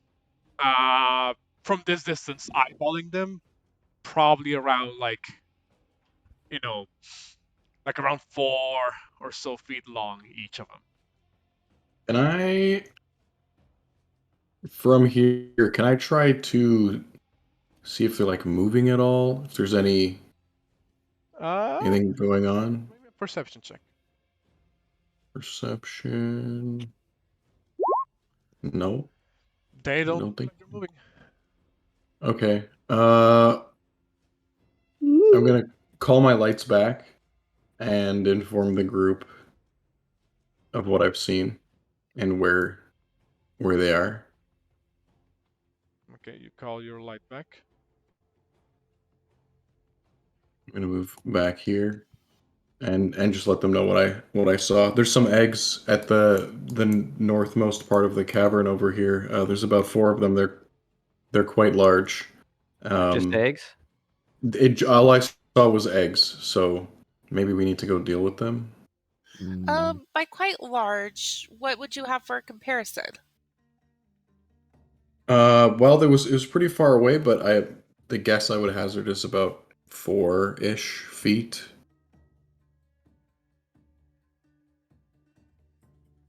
Hmm.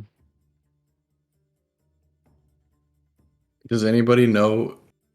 Was there anything in that book about the eggs' life cycle? Would they hatch on us if we were to wait around and Well, we definitely don't want to leave them here.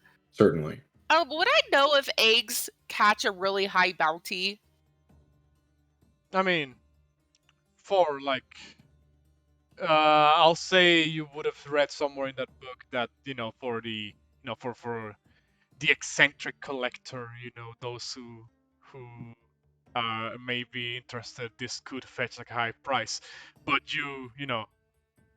this is assuming you find someone who's like crazy enough to take basilisk eggs, even if they don't have like that high of a chance of hatching. Should we So- break?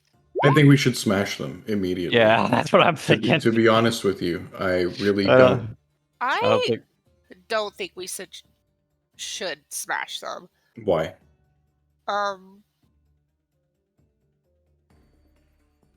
Mainly because they could essentially be put in a more secluded, safe area away from civilization. The basilisk? These monstrosities? I mean, we can all assume that these were put here by the hands of Siren. I mean, I think we need to be decisive and just destroy whatever's in this cave.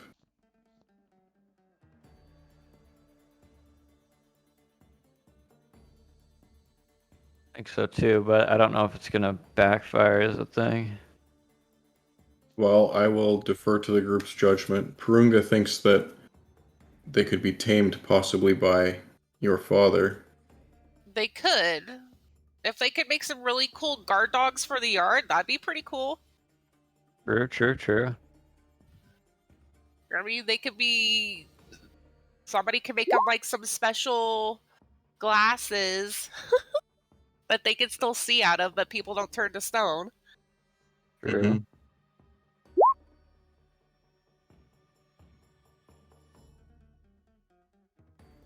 And we know from the tracks that those two basilisks were probably not it. So either we deal with the eggs or we go and look for the other creatures, which are likely going to be that other direction that we had not gone. I'm just worried of the basilisk hatching before. No, I don't think they would hatch that rapidly. Okay, I will defer Sure. to your judgment. And I mean, if they did hatch that rapidly, they're babies. Like, Mhm.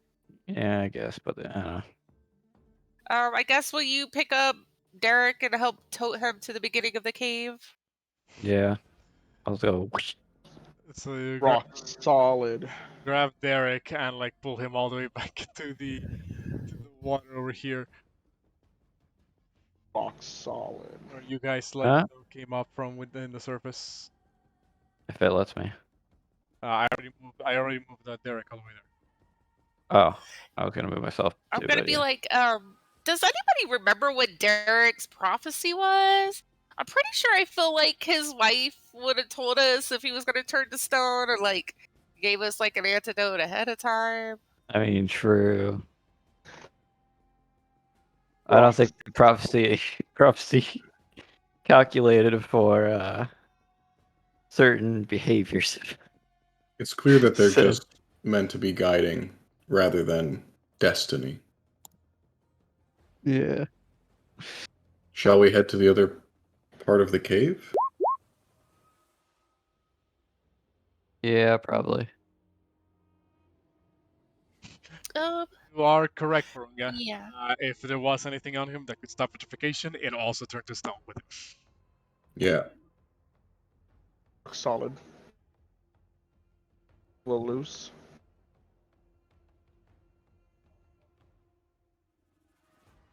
So, what do we think? We going north then, or? That's the only the northwest is the only Well, the place eggs are left. eggs right now. Yep, they are eggs right now. I personally think that they will hatch, but again, Yeah. I defer to the wisdom of the group. Well, I mean, do we know how old the eggs are, or if they're? No, we don't. I'm afraid that I studied mostly philosophy and not biology. We moved. We're coming this way, Porunga. We're dragging Derek with us. Rock solid. Here's just my guess. Just my guess. If the eggs had any time frame in which they would be hatching, it would be tomorrow night when their parents, who we've killed, return with a feast. It's possible. We've only killed 2 basilisk, and according to the tracks that were pointed out, there might be 4. So we still need to Very true. look. We still need to look for the rest of them. I agree. So we'll just let the eggs remain eggs for now, and we'll go finish looking for the new basilisk. Juno still has my buffs on him. Are you gonna come with us, Juno? This time I'm not going first.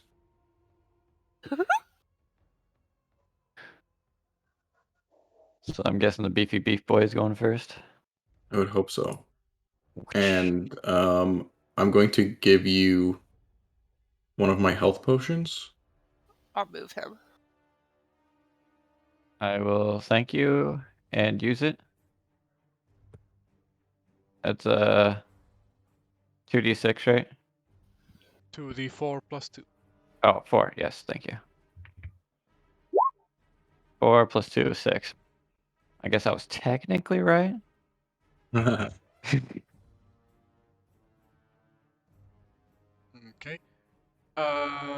In that. Oh, I accidentally moved the camera to where it wasn't supposed to move it. Alright, so you guys begin coming down this way. We know that from Derek's yelling, sound echoes throughout the cave. So hopefully, if we run into a lot of trouble, we will be able to yell for Porunga, and he'll be able to hear us. And rush to our aid if necessary. Hopefully that will happen. Until then, I'm following your lead.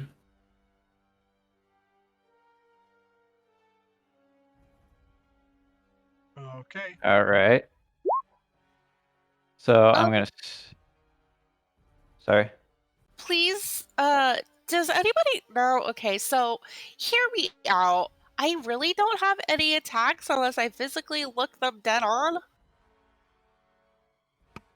So You don't. Same, yes. You won't have to. I don't think it's smart for me to ever look, mainly because I have heals. So I hope you guys are just like okay with understanding if I actually don't ever land a blow on them. Yeah, you'll be fine. Just heal us whenever needed. Just- We'll be good. If you I'll make sure if they you- won't. if you and Juno can face them away from us, we can cast at them. Yeah. I'll And- hopefully keep them away from you guys. Yes, so that will be that. But unless they are actually both facing away from me, I will keep my eyes shut, and then I'll need to know when neither or anything is not facing me. It just I'll let you know if it's okay to open your eyes. seems. Otherwise, just seems, assume that you keep them shut. Yeah, I mean, the healer could turn to stone. And that's That fine. would be no. It's in my head just makes more sense for me to just be blind this entire dungeon. Yes. Well, if you turn to stone or you close your eyes, you won't be healing anyway. So But if you What was that? if you close your eyes or if you turn to stone, you won't be healing anyway. So it doesn't matter. True.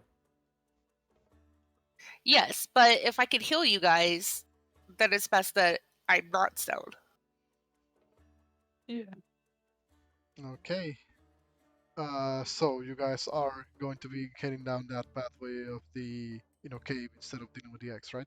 Stealthily. Yeah. Okay.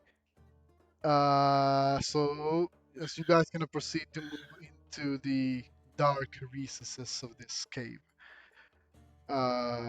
with one of you guys turned to stone, some of you guys kind of hurt, at the very least, somewhat. And with the hope that you can deal by dealing with them here, you will need to face them later on. That is where we'll end this session for now. Damn it. We are a little bit past the ending time. So, yeah, you guys are here in the Basilisk Grotto. As I have to say, as the guy who knows, well, kind of how all of this is like, supposed to go. it is interesting to see where you guys' like minds and decisions go off to. You know? Was that like an interesting derogatory kind of way? Interesting. Take it as you will. Interesting parentheses, parenthetical derogatory. Like, yeah. He's like, it's interesting that you guys are slaughtering all these basilisks. A special basilisk is going to spawn, but theoretically, you guys are gaining more XP this way, so good for you. We could. I do have to say it's intriguing to see how that you guys decided this course of action. Because obviously I planned for it and everything. I mean, I have the map and all of that. We ain't no bitch. Let's go.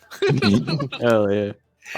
But I definitely will. I'm definitely expecting to see great things. In the coming sessions. Now that you are deep in the enemy territory and one of you guys are, turned to stone. A part of me really expected that you guys would cut your losses and just head back with statue Derek. So but there's no point in cutting our losses just because one person got turned to stone. I mean, it's just Derek. We're good. I mean, the loudest one is now silent. At least we'll be able to stop. The one that started this whole fucking combat. I mean, we're like, not a single word. If all of, but keep in mind, if all of you guys are turned to stone, that's that's campaign over. Sure. So, you guys better be careful next session. Otherwise, this is gonna be shorter than Lost Mines. So there's more. Fuck me. I still have all right heals though, guys. So before I end the recording, for those of you who are watching this on YouTube, thank you guys for watching. Continue, seeing these videos. Continue following along the adventures of this group of adventurers. I don't believe have a name for the party yet, but we will come up with one unless they default to the chosen ones. Be sure to again, for those of you who are watching this, continue watching our videos. It maybe small, but everything counts. I accidentally almost fucking exit out OBS. Okay, well, I'm ending the recording now. See ya.